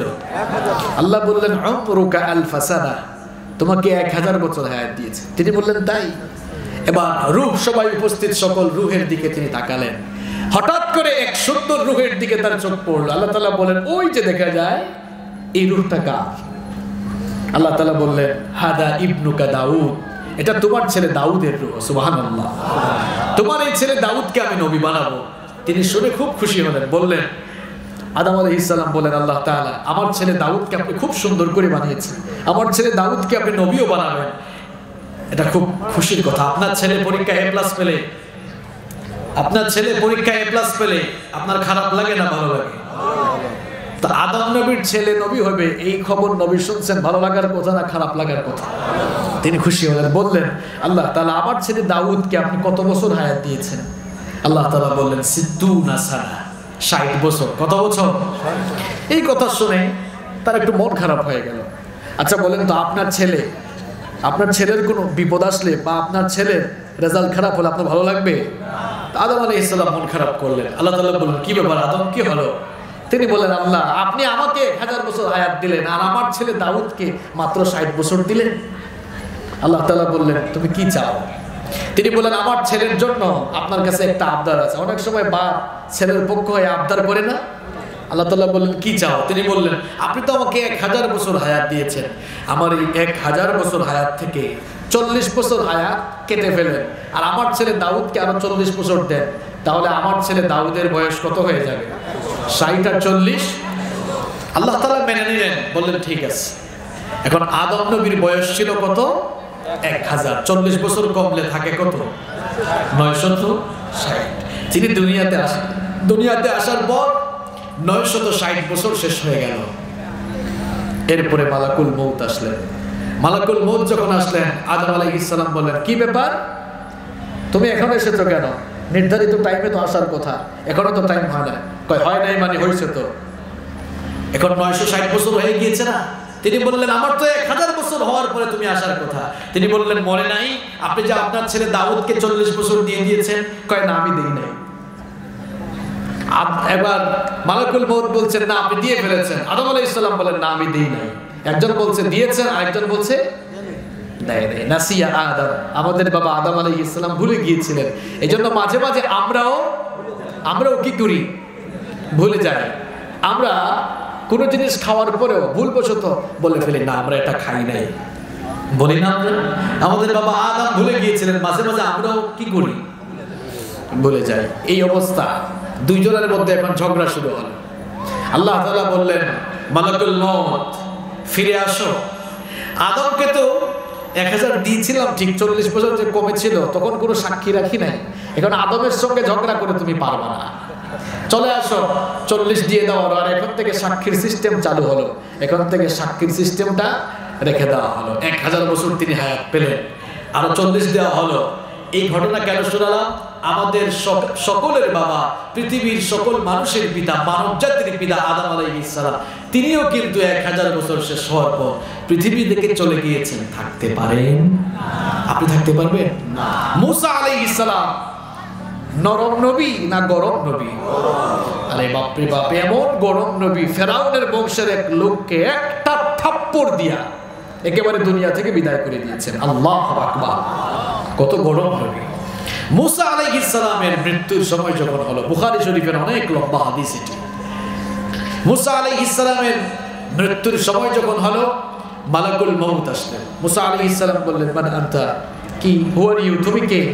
দেখছেন অবস্থা, মালাকুল মউত কে বলে তুমি কে? মালাকুল মউত ভাবলেন আমাকে দেখলেই তো মানুষের অবস্থা খারাপ হয়ে যায়, আর উনি বলছেন আমি। তিনি বললেন, আনা মালাকুল মউত, আমি মালাকুল মউত। তিনি বললেন, তো কি হয়েছে? কি হয়েছে মানে? আমি কেন আসি আপনি জানেন না? কেন আসছো? আপনার রূহ কবজ করার জন্য এসেছি। মুসা আলাইহিস সালাম বললেন, তাই? তা আসো, আমার রূহ কবজ করো। যখন কাছে আসলেন, ফালাম্মা জাআহু সাক্কাহু, যখন কাছে আসলেন একেবারে এই চোখের উপরে একটা থাপ্পড় দিলেন। আল্লাহ আকবার, এক থাপ্পড়ের চোটে চক্ষুটা বের হয়ে গেল। আল্লাহু আকবার, কেমন নবী, মালাকুল মউতকে পর্যন্ত থাপ্পড় দিয়েছে। কিসসা কাহিনী বলছি না। ফালাম্মা জাআহু সাক্কাহু, কাছে আসার পরে কি করলেন? একটা থাপ্পড় দিলেন, চক্ষুটা বের হয়ে গেল। মালাকুল মউত আল্লাহর কাছে গিয়ে বলেন, আল্লাহ, কার জান কবজের জন্য পাঠাইলেন? অল্পের জন্য তো আমার জানই শেষ হয়ে গেছিল। আল্লাহ তাআলা বললেন, আমার নবী মুসার কাছে ফিরে যাও, পয়গাম নিয়ে যাও, তাকে জানিয়ে দাও তিনি যদি আরো হায়াত চান, তিনি যেন একটি ষাঁড়ের পিঠের উপরে হাত রাখেন। তিনি তার হাত দিয়ে যতগুলো লোম ঢাকতে পারবেন, প্রত্যেকটি লোমের পরিবর্তে তাকে 1 বছর করে হায়াত বাড়িয়ে দেওয়া হবে। এই সংবাদ যখন মুসা আলাইহিস সালামকে দেওয়া হলো, তিনি পাল্টা প্রশ্ন করলেন, মালাকুল মউতকে বললেন, বুঝলাম 1 বছর করে হায়াত আমাকে বাড়িয়ে দেওয়া হবে প্রত্যেকটি লোমের বিনিময়ে। প্রশ্ন হলো, ওই হায়াতগুলো যখন ফুরিয়ে যাবে তখন কি হবে? মালাকুল মউত বললেন, তখন মরতে হবে, মৃত্যু থেকে বাঁচা যাবে। তখন তিনি বললেন, যেহেতু মরা একদিন লাগবে, তাহলে আর দেরি করে লাভ নাই, রূহ কবজ করে ফেলো, আমি আমার মাওলার দিদার লাভে ধন্য হয়ে যেতে চাই। এই সত্যর ঘটনাটি কেন শোনালাম? আপনাদেরকে মজা দেওয়ার জন্য নয় আমার ভাইরা। পৃথিবীর শ্রেষ্ঠ মানুষ হলেন আম্বিয়া আলাইহিমুস সালাম, তারা কেউ মৃত্যুর হাত থেকে রেহাই পান নাই। সুতরাং আমি আপনি যারা আছি, আমরা মৃত্যু থেকে রেহাই পাবো। আমি বলছিলাম, আমরা কোথায় ছিলাম, কিভাবে আসলাম, কোথায় যাব আর কেন এসেছি, এই বিষয়গুলো নিয়ে কথা বলবো ইনশাআল্লাহ। কোথায় ছিলেন, কিভাবে আসলেন বলেছি, এখন কোথায় যাবেন সেটা বলছি, এরপরে বলবো কেন এসেছেন ইনশাআল্লাহ। কষ্ট হচ্ছে না তো আপনাদের? এই পৃথিবীতে এসেছি থাকার জন্য নয়, চলে যাওয়ার জন্য। কেউ আমরা থাকবো না, কেউ আমরা থাকবো না। আমাদের পূর্বপুরুষরা কেউ পৃথিবীতে থাকতে পারেন, আমরাও থাকতে পারবো না। সময়ের ব্যবধানে আমরাও এই পৃথিবী থেকে চলে যাব। এই পৃথিবী হচ্ছে আমাদের জন্য, it's like a waiting room. এটি আমাদের জন্য ওয়েটিং রুমের মতো। দেশের বাইরে যারা যায়, এয়ারপোর্টে ঢোকার পর ইমিগ্রেশন ক্রস করে বিমান ছাড়ার আগ পর্যন্ত একটি রুমে বসে থাকে। এই রুমকে কি বলা হয়? ওইটা। বুদ্ধিমানের মতো জবাব দেন, ওই ওয়েটিং রুমে সারা জীবন থাকা যায় নাকি ফ্লাইট ছাড়ার আগ পর্যন্ত থাকা যায়? কথা বলেন, ফ্লাইট ছাড়ার আগ পর্যন্ত থাকা যায়। আমি আপনি আমরা সবাই ইমিগ্রেশন ক্রস করে আমরাও একটি ফ্লাইটের জন্য এই পৃথিবী নামক ওয়েটিং রুমে অপেক্ষা করছি। হয়তো অনেকের প্রশ্ন হতে পারে, হুজুর আমরা অনেকে জীবনে কোনোদিন এয়ারপোর্টেও ঢুকে নাই, তো ইমিগ্রেশন আমরা কোন দিন ক্রস করলাম? আপনি আমি যেদিন মায়ের পেটের ভেতর থেকে বের হয়েছি, ইমিগ্রেশন কমপ্লিট করে, ইমিগ্রেশন শেষ করেই মায়ের পেটের ভেতর থেকে বের হয়ে এখন এই পৃথিবী নামক ওয়েটিং রুমে আছি আর অপেক্ষা করছি একটি ফ্লাইটে। ওই ফ্লাইটের পাইলট যিনি, তার নাম মালাকুল। মালাকুল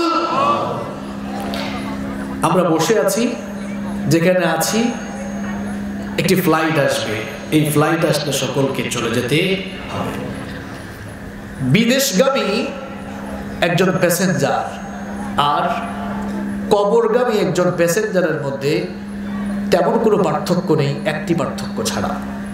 খুব মন দিয়ে শুনুন। এই রূপসা থেকে জেদ্দা একজন লোক যাবে। কোথায় যাবে? জেদ্দা ছিলেন তো আপনারা? এটা কোন দেশে? আমেরিকায় না? কোথায় এটা? সৌদি আরব। সৌদি আরবের একটি সিটির নাম হলো জেদ্দা। তো আপনাদের যশোর এয়ারপোর্ট তো ইন্টারন্যাশনাল এয়ারপোর্ট না, ঢাকাতে গিয়েছে। ঢাকা এয়ারপোর্টে যাওয়ার পর রাত 11টা বাজে, তো ইমিগ্রেশন শেষ করেছে। তার ফ্লাইট হচ্ছে রাত 12:30টায়। ফ্লাইট কয়টায়? রাত 12:30টায়। রূপসা থেকে জেদ্দাগামী একজন প্যাসেঞ্জার তার ফ্লাইটের সময় জানে, কিন্তু আমরা যারা কবরগামী প্যাসেঞ্জার আমরা কেউ আমাদের ফ্লাইটের সময়ও জানি না। এটি হলো রূপসা থেকে জেদ্দাগামী যাত্রী। আর আমরা যারা দুনিয়াতে আছি, দুনিয়া থেকে কবরগামী যাত্রীর মধ্যে পার্থক্য যে ওই যাত্রী তার ফ্লাইটের সময় জানে আর আমরা আমাদের নিজের ফ্লাইটের সময়ও জানি না।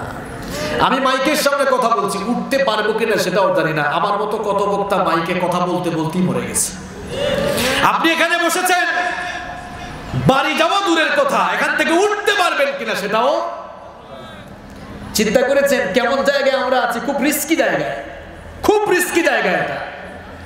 এই রিস্কি জায়গা যেখানে আমরা আমাদের ফ্লাইটের সময়ও জানি না, এই জায়গায় থেকে দুনিয়াকে পাওয়ার জন্য আমরা আজ মরিয়া হয়ে উঠেছি, অথচ এই দুনিয়া আপনার হবে না, এই দুনিয়া আপনার হবে না। তাহলে কেন আপনি এই দুনিয়ার জন্য আপনার ঈমান, আমল, আখলাক সব ধ্বংস করে দিচ্ছেন? Why? What's the reason? কারণটা কি? যারা নিজেদের ডেস্টিনেশন ভুলে গিয়ে নিজেদেরকে দুনিয়া ঘুর বানিয়ে ফেলেছে, যারা নিজেদের ডেস্টিনেশন ভুলে গিয়ে নিজেদেরকে ধ্বংসের পথে অগ্রসর করে দিয়েছে, তাদের দৃষ্টান্ত হলো রূপসা থেকে ঢাকাগামী এক নির্বুধ বাস যাত্রীর মতো। ঠিক করে বলিয়েন, আমি এখানে সুন্দর একটা দৃষ্টান্ত নিয়ে আসছি, ভালো করে শোনেন। যারা নিজেদের ডেস্টিনেশন ভুলে নিজেদেরকে ধ্বংসের দিকে অগ্রসর করছে, এদের দৃষ্টান্ত হলো রূপসা থেকে ঢাকাগামী এক নির্বুধ বাস যাত্রীর মতো।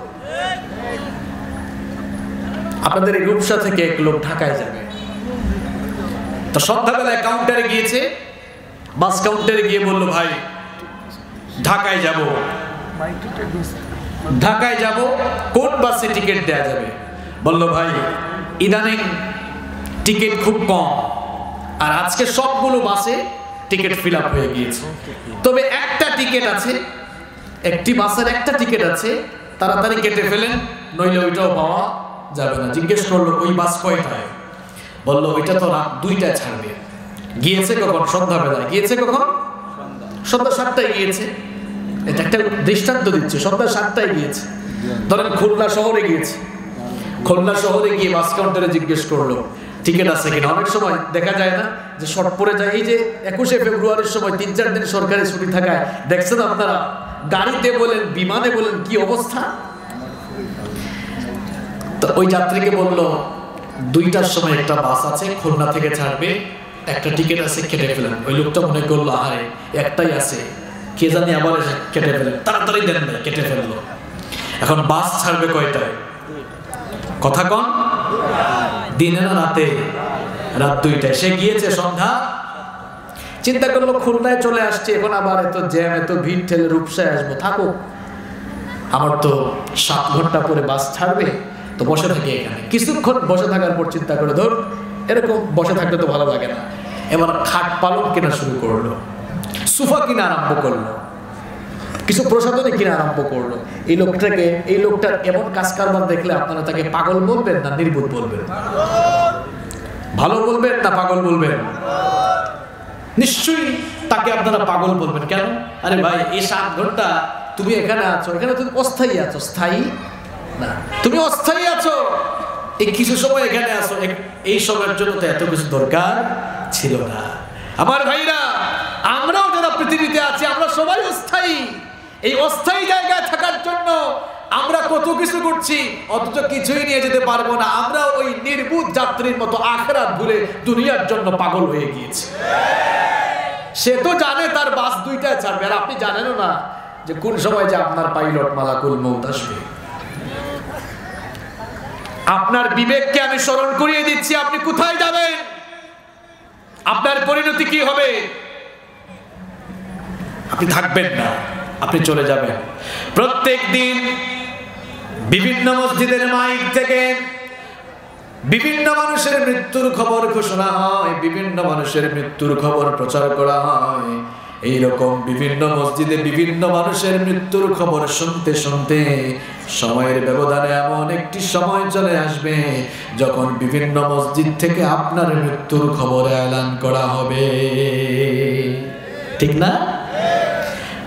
মাঝে মাঝে আপনি অনেক মানুষের জানাজায় যান, কত মানুষকে আপনি কবরে শুইয়ে দেন, কত মানুষের জানাজায় আপনি গেলেন।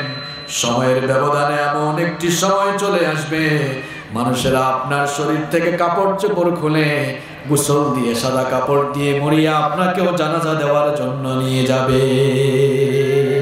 এটি হচ্ছে বাস্তবতা। কত জানাজার পড়েছি নামাজ, দিয়েছি কত দাফন, জানাজার পড়েছি নামাজ, দিয়েছি কত দাফন। কোথায় যেন আছে আমারও তৈরি সাদা কাফন, জানাজার পড়েছি নামাজ, দিয়েছি কত দাফন। কত জানাজার পড়েছি নামাজ, দিয়েছি কত দাফন।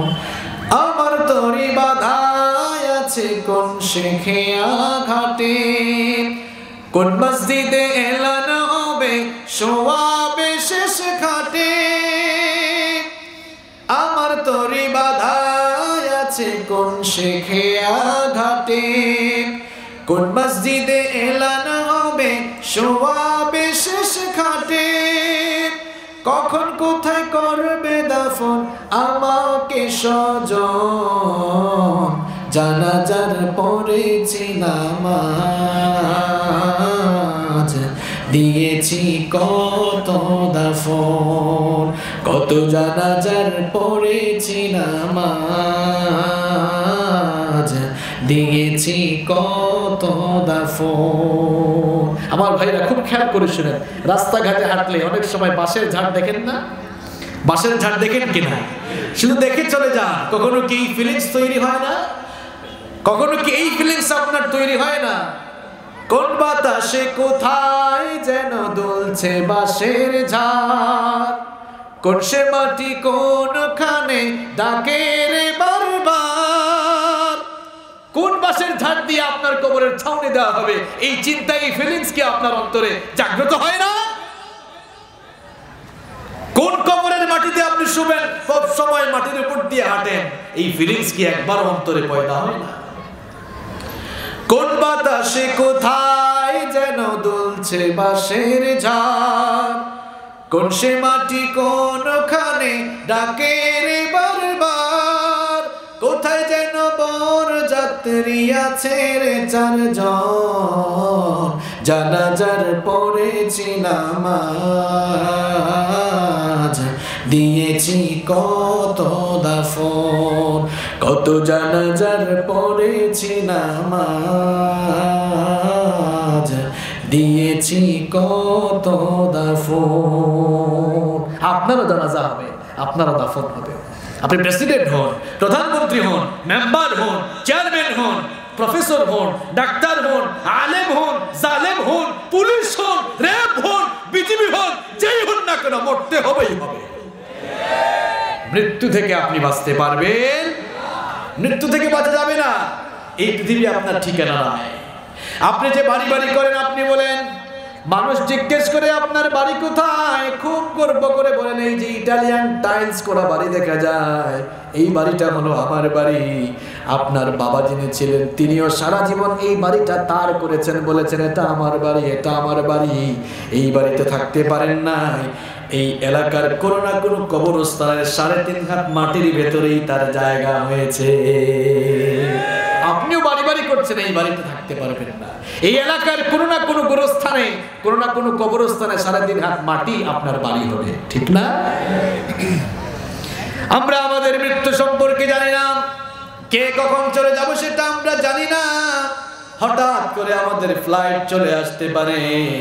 সুতরাং এই পৃথিবীটা থাকার জায়গা নয়, এই পৃথিবী হলো চলে যাওয়ার জায়গা। কষ্ট হচ্ছে আপনাদের? আমি আমার সর্বশেষ পয়েন্টে এসেছি। এতক্ষণ আপনাদেরকে বুঝাইতে বুঝাইতে লাইনে নিয়ে আসছি। 10 মিনিট থাকা যাবে না ইনশাআল্লাহ। এখন আমার মূল কথাগুলো বলা শুরু করব। মনে আছে কোন বিষয়ে চলছে আলোচনা? কোথায় ছিলেন, কিভাবে আসলেন, কোথায় যাবেন, এবার কেন আসলেন? কোথায় ছিলেন, কিভাবে এসেছেন, কোথায় যাবেন, এবার কেন এসেছেন? মাত্র কয়েকটি দিনের জন্য, কিছু সময়ের জন্য পৃথিবীতে কেন এসেছেন? কেন আপনাকে সৃষ্টি করা হলো? কোন উদ্দেশ্যে আপনাকে দুনিয়ায় পাঠানো হলো? রব্বুল আলামিন কোরআনে এইভাবে নিজেকে মুসলমান দাবি করলেন, নিজেকে ঈমানদার দাবি করলেন, আর আপনার জীবনের প্রত্যেকটি পরতে পরতে, প্রত্যেকটি পদে পদে আপনি অন্যায় অপকর্ম করলেন। কথা বলার সময় মিথ্যা বললেন, আপনি এই মুখ দিয়ে, এই জবান দিয়ে গীবত করলেন, চুগলখুরি করলেন, পরনিন্দা করলেন, পরচর্চা করলেন, সুদ খেলেন, ঘুষ খেলেন, চাঁদাবাজি করলেন, দুর্নীতি করলেন, টেন্ডারবাজি করলেন, মানুষের উপরে জুলুম করলেন, অন্যায় করলেন, রাহাজারি করলেন। এইভাবে মুখ দিয়ে ঈমানের কথা বলে আর লেবাসটা মুসলমানের ধারণ করে জীবনের প্রত্যেকটি পরতে পরতে যারা অন্যায় অপকর্ম করে, এর নাম ঈমানদারি নয়, এর নাম বেঈমানি, এর নাম মুনাফিকি। ঈমান এটা মুখে দাবি করার শুধু বিষয় নয়। ঈমান হলো আপনার কাজে কর্মে প্রতিফলন, কিংবা কাজে কর্মে ঈমানের বহিঃপ্রকাশ আপনার ঘটাতে। আপনি ঈমানদার, আপনি নামাজ ছাড়েন কেন? এক ব্যক্তি বলল, হুজুর আমি নামাজ না পড়লে কি হবে? আমার ঈমান কিন্তু ঠিক আছে। শয়তান এই কথা শুনে বলে, আল্লাহ কেন যে আমার শয়তান বানিয়েছেন, এটা আমার চেয়ে বড় শয়তান। কারণ আমার উদ্দেশ্য, আমার কাজ কারবার সব সে করে। দাঁত ব্রাশ না করে এক লোক বলতেছে আমার মুখ পরিষ্কার, এটা যৌক্তিক না অযৌক্তিক? কথা বলেন। দাঁত ব্রাশ না করে মুখ পরিষ্কার বলা যেমন অযৌক্তিক, তেমনি 5 ওয়াক্তের নামাজ ছেড়ে দিয়ে নিজেকে ঈমানদার দাবি করাও সম্পূর্ণ অযৌক্তিক। আমার কথা নয়, বলেছেন মুহাম্মদ সাল্লাল্লাহু বাইনাল আবদি ওয়াল কুফরি তারকুস সালাহ। আল্লাহর বান্দা আর কাফেরের মধ্যে, কুফরের মধ্যে পার্থক্য হলো নামাজ ছেড়ে দেওয়া। আল্লাহর বান্দা নামাজ ছাড়তে পারে না। মান তারাকা সালাতাম মুতাআম্মিদান ফাকাদ কাফারা। ইচ্ছে করে যারা নামাজ ছেড়ে দিল তারা আল্লাহর সঙ্গে কুফরি করল। নাউযু বিল্লাহি মিন যালিক। আমার বাবারা, আমার ভাইয়েরা, যে ঈমান আপনাকে 5 ওয়াক্ত আযান হলে মসজিদ পর্যন্ত নিতে পারে না, আপনার এই দুর্বল ঈমান কি করে আপনাকে জান্নাতে ঢুকাবে বলেন? আপনার এই ঈমান তো আপনাকে মসজিদেই নিতে পারে না। আপনার যে ঈমান আপনাকে ঘুষ থেকে ফেরাতে পারে না, অন্যায় থেকে ফেরাতে পারে না, সুদ থেকে ফেরাতে পারে না, দুর্নীতি থেকে ফেরাতে পারে না, এই ঈমান কি করে আপনাকে জান্নাতে নিয়ে যাবে আমাকে বলুন। আপনি তো দুনিয়াতে এসেছেন কার গোলামের জন্য? তো গোলামের পরিচয় আপনি দিচ্ছেন। এখন গোলামের পরিচয়টা কিভাবে দিবেন?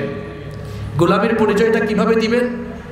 আপনার জীবনের প্রত্যেকটি জায়গায় আল্লাহ তাআলার বিধান আপনি পূর্ণাঙ্গভাবে মেনে চলবেন।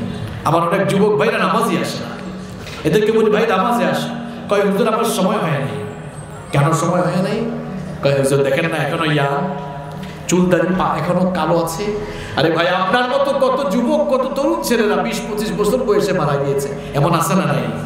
শয়তান পজিটিভলি আপনাকে ধোঁকায় ফেলে রেখেছে, কারণ শয়তান চায় না আপনি নামাজে যান। শয়তান আপনাকে আল্লাহর গোলাম বানাতে চায় না, সে আপনাকে তার গোলাম বানাতে চায়। এখন সিদ্ধান্ত আপনার, আপনি কার গোলাম হবেন। শয়তানের ধোঁকায় আপনি পড়বেন না। এটা হলো শয়তানের পজিটিভ ধোঁকা। তোমার বয়স হয় নাই, চুল দাড়ি পেকে যাক, এরপরে নামাজ আদায় করিও, এইরকম শয়তান পজিটিভলি ধোঁকা দেয়। আমার যুবক ভাইদেরকে বলতে চাই, শয়তানের পজিটিভ ধোঁকায় পড়া যাবে না। আপনাদের যারা রাখা দরকার, পৃথিবীতে আসার সিরিয়াল আছে কিন্তু যাওয়ার কোনো সিরিয়াল। প্রথমে আসেন দাদা, এরপরে বাবা, এরপরে দাদার ঘরে নাতি হয়। এইরকম দুনিয়াতে আসার সুন্দর সিরিয়াল আছে, কিন্তু দুনিয়া থেকে যাওয়ার কোনো সিরিয়াল নাই। মাঝে মাঝে এমন করুণ দৃশ্য দেখা যায়, নাতির লাশ দাদা কবরে নামায়। আছে না নাই? কথা বলেন, আছে না নাই? সুতরাং শয়তানের এই পজিটিভ ধোঁকায় পড়বেন না। আমার যুবক ভাইরা, আজান হয়ে গেলে মসজিদের সামনের কাতারগুলো আপনারা দখল করবেন। বুড়া বাবারা রাগ করিয়েন না যে হুজুর আমাদেরকে রূপসায় এসে ঠেলায়া সামনের কাতার থেকে বের করে দিয়ে গেছে। আপনারা মারা যাওয়ার আগে যদি নিজের চোখের সামনে দেখে যান আপনাদের ছেলেগুলো মসজিদের সামনের কাতারে নামাজ আদায় করছে, এটা সুখের বিষয় না দুঃখের বিষয়। মরার আগেই দেখে যেতে পারলেন যে আপনার পরবর্তী প্রজন্ম নামাজি হচ্ছে। সুবহানাল্লাহ। যুবক ভাইদেরকে বলতে চাই, এই বয়সে ইবাদতের দাম বেশি। আল্লাহ নবী বলেছেন, একজন বুড়া মানুষের ইবাদতে আল্লাহ যত খুশি হন, একজন যুবকের ইবাদতে আল্লাহ তার চাইতে আরো বেশি খুশি হন। এজন্য এই যৌবনকালীন বয়সটা ইবাদতে কাটান ভাই। স্কুল কলেজ ইউনিভার্সিটিতে যারা পড়ছো তোমাদেরকে বলছি, আজান হয়ে গেলে তোমার সবকিছু বন্ধ করে নামাজে যাও। যারা চাকরি করেন, ব্যবসা করেন, সবাইকে বলছি, প্রশাসনিক সেক্টরে যারা দায়িত্ব পালন করছেন সবাইকে বলছি, আজান হয়ে গেলে সব বন্ধ, আগে নামাজ। ঠিক কি না? আমরা নামাজকে বলি কাজ আছে, অথচ আমাদের অবস্থা এমন হওয়া উচিত ছিল যে কাজকে বলা উচিত স্টপ, এখন আমার নামাজ আছে। ঠিক কি না? এই চরিত্র যেন আমরা লালন করি। আমার যুবক ভাইরা, মাদকাসক্ত হয়ে এই যৌবনকালের সময় নষ্ট করা যাবে না। এই বয়সে নিজের যৌবনের হেফাজত না করে নিজের যৌবনকে ধ্বংসের দিকে দেওয়া যাবে না। রাস্তাঘাটে সুন্দরী মেয়ে দেখলেই তাদের দিকে কুদৃষ্টি দিয়ে তাদেরকে ডিস্টার্ব করিয়েন না। মেয়েদেরকে সম্মান করতে শিখেন, ইফটিজিং করিয়েন না। যেই মেয়েকে আপনি ডিস্টার্ব করতে চান, আপনার মন বলে তাকে একটু ডিস্টার্ব করি, আপনার দিলে অন্তরে আপনার বিবেকে কি আসে না যে এই মেয়েটা সে তো নারী জাতি, মায়ের জাতি, মায়ের জাতির দাম কম না বেশি, ইজ্জত কম না বেশি? এত বেশি আমরা পুরুষ মানুষ পায়ের তলায় আছে স্যান্ডেল, আর মেয়েরা, নারীরা মায়ের জাতি হওয়ার কারণে আল্লাহ তাআলা এদের পায়ের নিচে তার বেহেশত রেখে দিয়েছে। তাহলে তাদেরকে সম্মান করার দরকার আছে না? রাস্তাঘাটে তাদের চলাফেরা উন্মুক্ত করে দেন। পর্দা কি শুধু নারীদের জন্য? আল্লাহ পর্দার আয়াত আগে নাযিল করেছেন পুরুষদের জন্য। কুল্লিল মুমিনিনা ইয়াগুদ্দু মিন আবসারিহিম। নবী মুমিন পুরুষদেরকে বলুন তারা যেন তাদের চক্ষুকে পরনারী থেকে নিম্নগামী করে, এদের দিকে না তাকিয়ে চক্ষুটা যেন অবনত করে দেয়। আমার যুবক আর তরুণ ভাইদেরকে বলতে চাই, নিজেদের চরিত্র গঠন করেন আল্লাহর নবী ইউসুফ আলাইহিস সালামের মতো, যাকে আল্লাহ পাক এই দুনিয়ার অর্ধেক সৌন্দর্য দিয়েছিলেন, যাকে দেখলে চোখ ফেরানো যেত না, যার রূপে মুগ্ধ হয়ে মিশরের সেই যুগের সুন্দরী রূপসী নারীরা ফল কাটতে গিয়ে নিজেদের আঙ্গুলগুলো তারা কেটে ফেলে দিয়েছিল। তিনি যেই ঘরে থাকতেন সেই ঘরের মহিলা জুলাইখা প্রত্যেক দিন তার চোখের সামনে সাইয়েদনা ইউসুফ আলাইহিস সালামকে দেখে তার নিজের লোভ সামলাতে পারল না। ইউসুফ আলাইহিস সালামকে তার কাছে পাওয়ার জন্য ব্যাকুল হয়ে গেল। একদিন সে নির্জনে তার দাসীর মাধ্যমে ইউসুফ আলাইহিস সালামকে একেবারে তার বেডরুমে খাস কামরায় আমন্ত্রণ জানালো। এরপরে 7টি দরজা ছিল, সবগুলো দরজা লক করে দিল। ইউসুফ আলাইহিস সালামকে যখন কুপ্রস্তাব পেশ করলো, সাইয়েদনা ইউসুফ আলাইহিস সালাম লক্ষ্য করলেন দুষ্ট এই মহিলা এমন জায়গায় নিয়ে এসেছে, এখান থেকে বের হওয়ার কোনো রাস্তা রাখে নাই। তিনি তো আল্লাহর নবী, এমন কুপ্রস্তাব তিনি মেনে নিতে পারেন না। তিনি তখন আল্লাহ তাআলাকে ভয় করে আল্লাহর সাহায্য চেয়ে তালাবদ্ধ দরজার দিকে তিনি যখন দৌড় দিলেন, রব্বুল আলামিন তার নবী ইউসুফের প্রতি খুশি হয়ে সকল দরজা খুলে দিয়ে দরজা তার জন্য উন্মুক্ত করে দিলেন। আমার যুবক ভাইরা, আপনাদের চরিত্র যেন এমন হয়, আপনাদের চোখের সামনে সুন্দরী সুন্দরী মেয়ে হেঁটে চলে যাবে, কিন্তু আল্লাহর ভয়ে আপনার চক্ষু জমিনের দিকে থাকবে। ঠিক না? এমন ভাবে চরিত্র গঠন করা যাবে তো? নিজের চরিত্র যদি আপনি হেফাজত করতে পারেন, আল্লাহ নবী আপনাদের ব্যাপারে সুসংবাদ দিয়েছেন, বুখারী শরীফের হাদিস, মান দামিনালি মা বাইনা লাহিয়াইহি ওয়া রিজলাইহি দামিনতু লাহু আলাল্লাহিল জান্নাহ। আল্লাহ নবী বলেছেন, যারা দুটো জিনিসের জিম্মাদারি গ্রহণ করবে, এক নাম্বার হলো তার জবান, মুখ। এই জবান দিয়ে যদি কেউ ভালো কথা বলে, জবান দিয়ে ভালো কথা বলে, গীবত না করে, মিথ্যা না বলে, চুগলখড়ি না করে, অর্থাৎ জবানের যারা হেফাজত করবে, এই জবানের যারা জিম্মাদারি গ্রহণ করবে।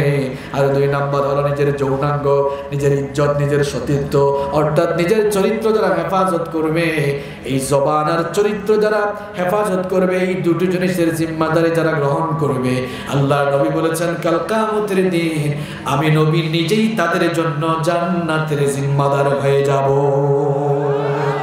যেন আমার যুবক ভাইরা চরিত্র নষ্ট করে যেন না দেই, আমরা যেন আমাদের চরিত্রটাকে সাজাই। কারণ আমাদেরকে তো সৃষ্টি করা হয়েছে কার? গোলামের জন্য।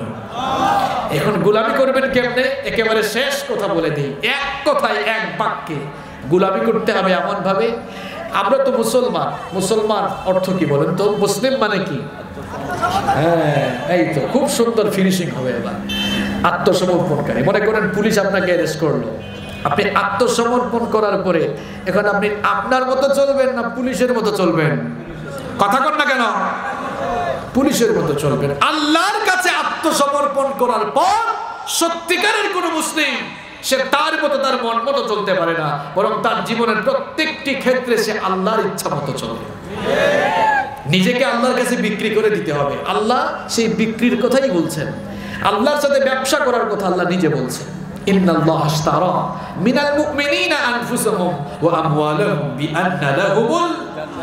আল্লাহ বলছেন পূর্ণাঙ্গ মুমিন হতে চাও, গোলামের নজির পেশ করতে চাও, তাহলে তোমার জানমাল আমার কাছে বিক্রি করে দাও।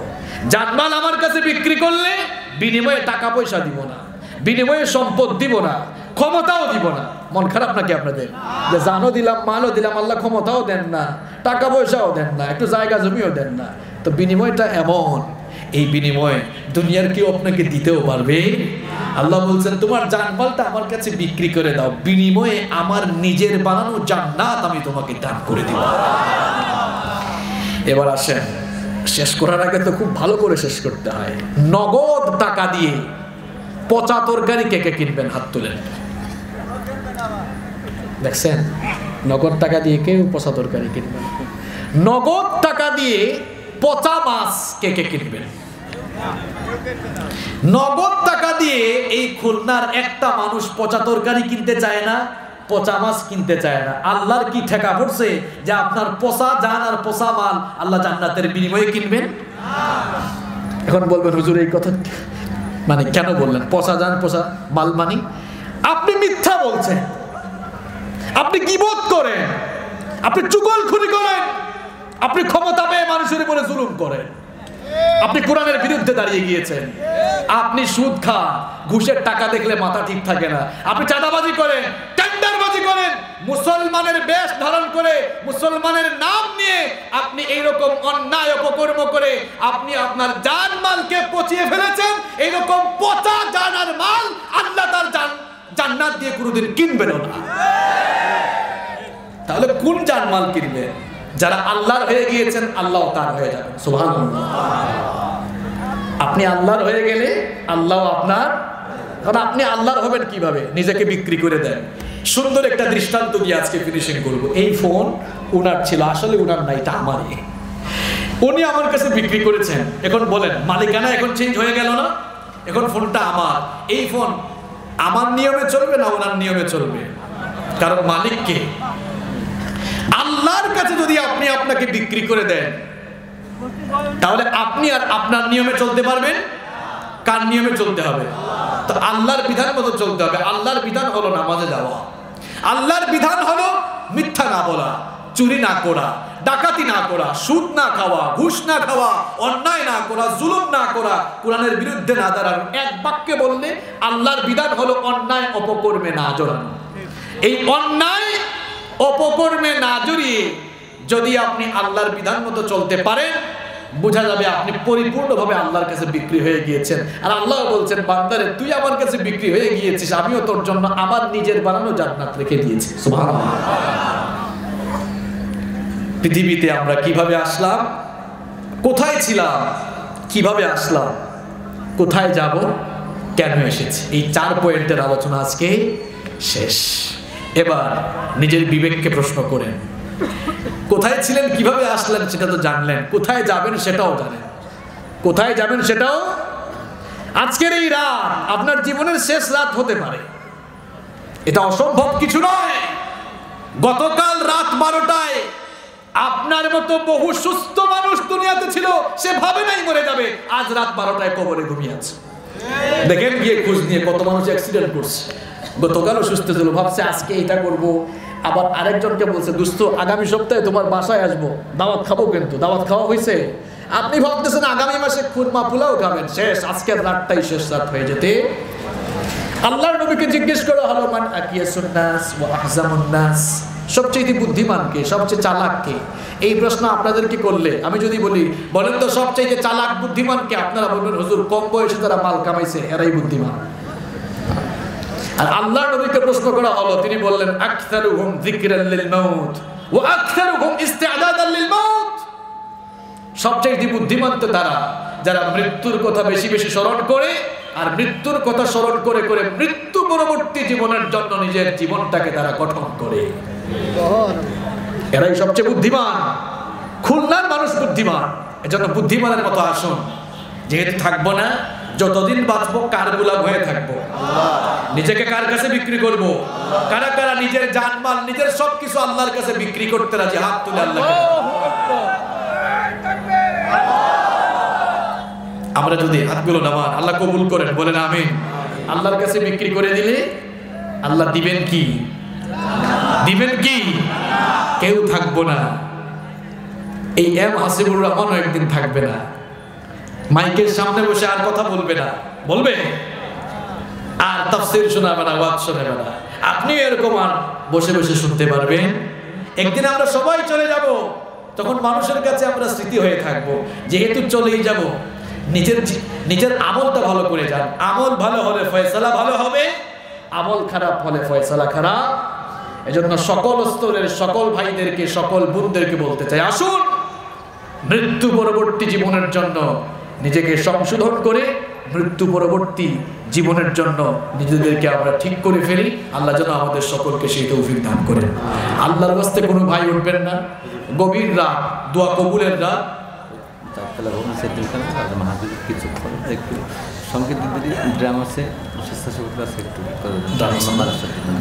প্রিয় ভাইরা কেউ উঠবেন না, আপনারা গভীর রাত, দোয়া কবুলের রাত, এই যে এরপরে উঠতেছে। আরে ভাই, এই মোনাজাত তো আপনার জীবনের শেষ মোনাজাত হতে পারে। এই মোনাজাত আপনার জীবনের শেষ মোনাজাত, আর কোনোদিন মোনাজাত করার হয়তো সুযোগ নাও হতে পারে। এমনও হতে পারে আজকের মোনাজাতে আপনার চোখের পানি ঝরে যেতে পারে, আর চোখের পানি দিয়ে আপনার গুনাহগুলো মুছে যেতে। কার দিল কোন সময় নরম হয় কেউ জানে? আচ্ছা বলেন তো, শরীরে ময়লা আছে, গোসল করলে আর ময়লা থাকবে? আপনি যদি আল্লাহর কাছে ভিক্ষুকের মতো হাত তুলে চোখের পানি ছাড়তে পারেন, আপনার চোখের পানি নাকের ডোকায় আসার আগে আল্লাহ ওই চোখের পানি দিয়ে আপনার গুনাহগুলোকে ধুয়ে মুছে সাফ করে দিবে। চোখের পানির অনেক পাওয়ার, এজন্য বসেন আপনারা, কেউ উঠবেন না। এই মাদ্রাসা বিল্ডিং এর কাজ চলছে। আমি নিজে মাহফিলে এসেই কমিটির ভাইরা আমাকে সেখানে নিয়ে গিয়েছে, আমি দেখে খুব খুশি হয়েছি। 4 তলা ভবনের নির্মাণ কাজ শুরু হয়েছে। এই মাদ্রাসা থেকে হাফেজ হবে। এই যে আজকে আমরা 2 জনকে পাগড়ি পরালাম, আমরা আশাবাদী এই মাদ্রাসা থেকে শত শত হাজার হাজার লক্ষ লক্ষ হাফেজ তৈরি হবে ইনশাআল্লাহ। এই পর্যন্ত 100 উপরে গেছে হবে মাশাআল্লাহ। এই পর্যন্ত 100-র উপরে হয়ে গেছে, একদিন লক্ষ লক্ষ হবে ইনশাআল্লাহ।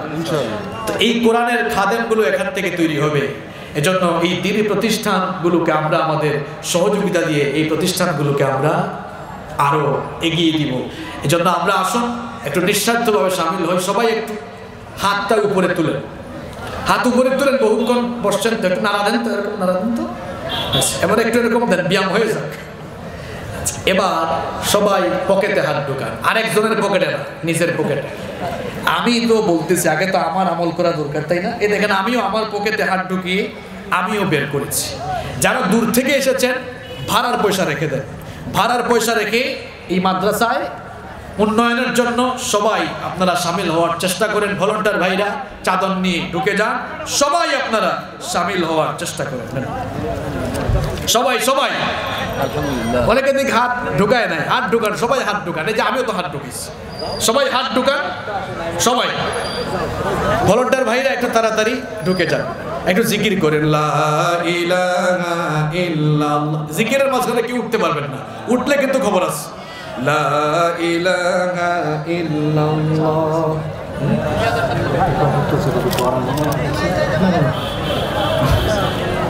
লা ইলাহা ইল্লাল্লাহ লা ইলাহা একটু তাড়াতাড়ি করেন সবাই পেছন দিক থেকে কয়েকজন ঢুকেন লা ইলাহা ইল্লাল্লাহ সুবহানাল্লাহ ওয়ালহামদুলিল্লাহ লা ইলাহা ইল্লাল্লাহ লা ইলাহা জাহান্নাম إن عذابها كان غراما ربنا هب لنا من أزواجنا وذرياتنا قرة أعين وجعلنا للمتقين إماما رب العالمين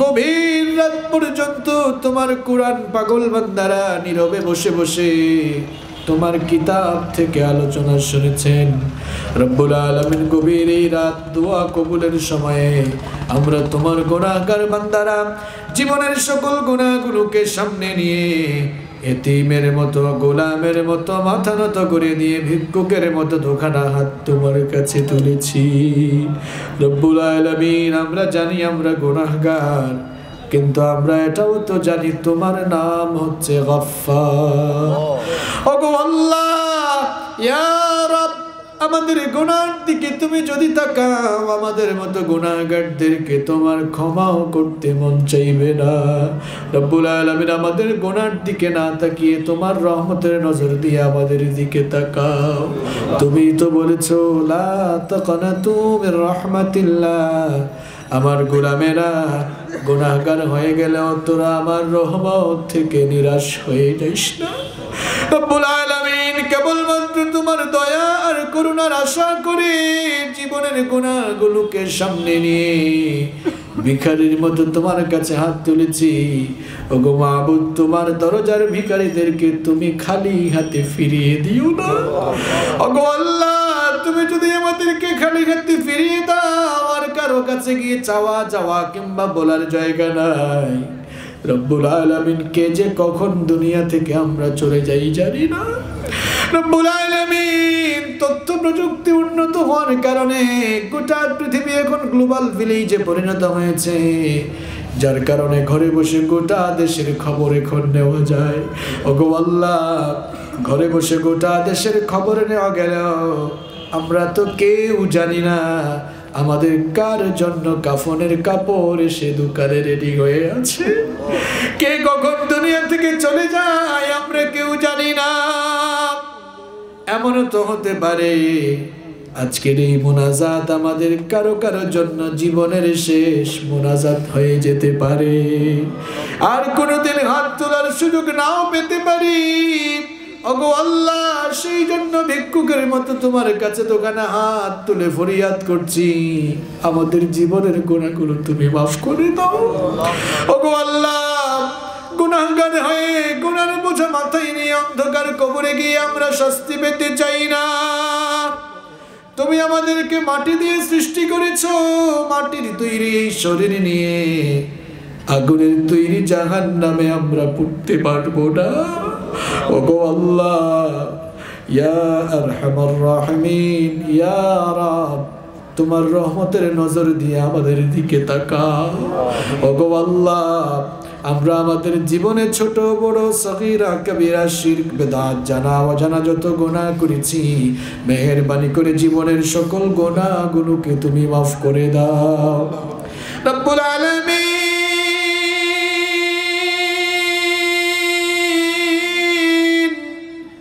ওগো আল্লাহ আমরা যারা হাত তুলেছি আমাদের সকলকে বেগুনাহ বানিয়ে মাসুম বানিয়ে বাড়ি ফিরিয়ে দাও রব্বুল আলামিন আমাদের সকলকে দৈনিক 5 ওয়াক্তের নামাজি বানিয়ে দাও অন্যায় অপকর্ম থেকে বেঁচে থাকার তৌফিক দাও রব্বুল আলামিন সব সময় তোমাকে ভয় করে আখিরাতমুখী জীবন পরিচালনার তৌফিক দাও রব্বুল আলামিন হারাম উপার্জন থেকে আমাদেরকে হেফাজত করো আমাদের অন্তরের লোভ লালসা দূর করে দাও আমাদের অন্তর থেকে হিংসা নিন্দা দূর করে দাও রব্বুল আলামিন লোভ লালসার কারণে আমরা যেন গুনাহের সাগরে ডুব না দেই রব্বুল আলামিন অন্তরের সকল লোভ লালসা তুমি দূর করে দাও রব্বুল আলামিন ফিতনা ফাসাদ থেকে তুমি আমাদেরকে হেফাজত করো ওগো আল্লাহ অভিশপ্ত শয়তানের চক্রান্ত থেকে আমাদেরকে তুমি হেফাজত করো রব্বুল আলামিন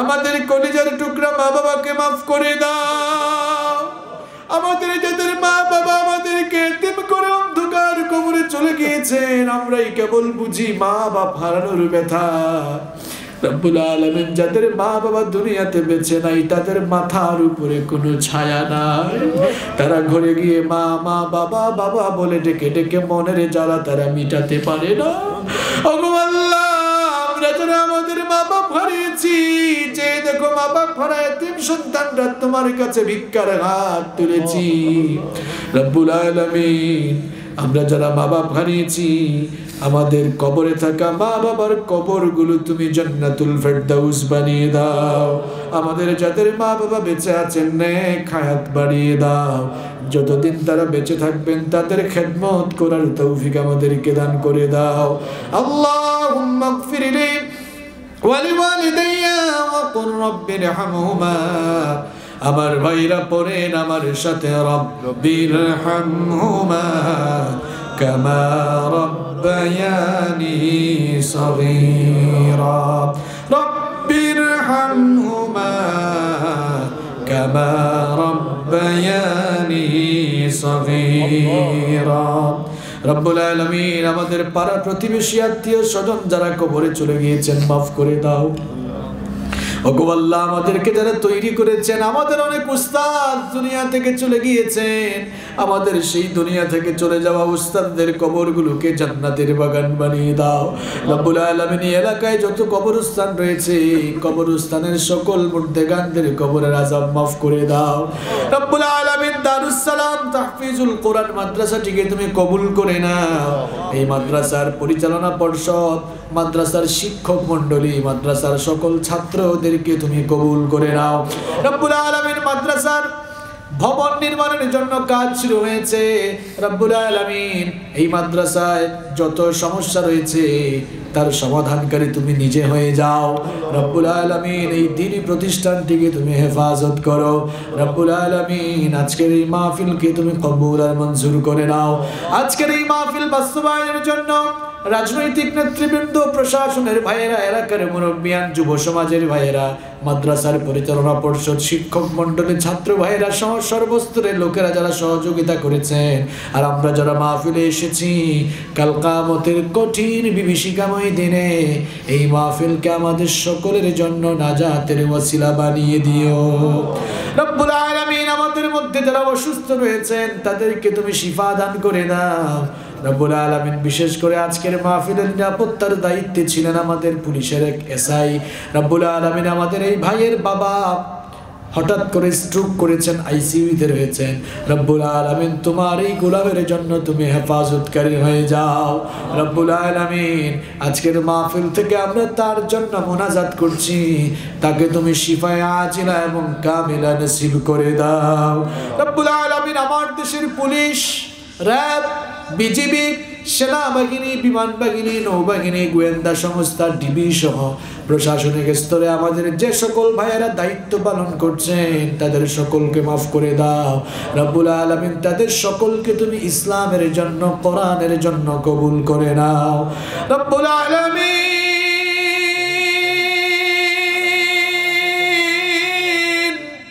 শেষ ফরিয়াদ তোমার কাছে গো আল্লাহ দুনিয়াতে কেউ আমরা চিরদিন থাকবো না রব্বুল আলামিন দুনিয়া থেকে সবাই আমরা চলে যাব আমরা তো গুনাহগার মানুষ আমাদের গুনাহের কারণে গাড়ির নিচে চাপা দিয়ে কঠিন কঠিন রোগ দিয়ে পায়খানা প্রস্রাবে বিছানায় ঘোরাঘুরি করে এমন জিল্লতি আর বেইজ্জতির মওত আমাদেরকে দিও না রব্বুল আলামিন আমাদেরকে ইজ্জতের হায়াত আর ইজ্জতের মওত নসিব করে দিও ওগো আল্লাহ যতদিন বাঁচবো ইজ্জতের সাথে আমাদেরকে বাঁচিয়ে রাখিও মৃত্যুর সময় আমাদেরকে ইজ্জতের মৃত্যু নসিব করে দিও যখন আমাদের মৃত্যুর সময় এসে যাবে আমাদেরকে পুত পবিত্র বানিয়ে আমাদের জবান থেকে তুমি জারি করে দিও লা ইলাহা ইল্লাল্লাহু মুহাম্মাদুর রাসূলুল্লাহ সাল্লাল্লাহু আলাইহি ওয়াসাল্লাম। আসসালামু আলাইকুম ওয়া রাহমাতুল্লাহি ওয়া বারাকাতুহু।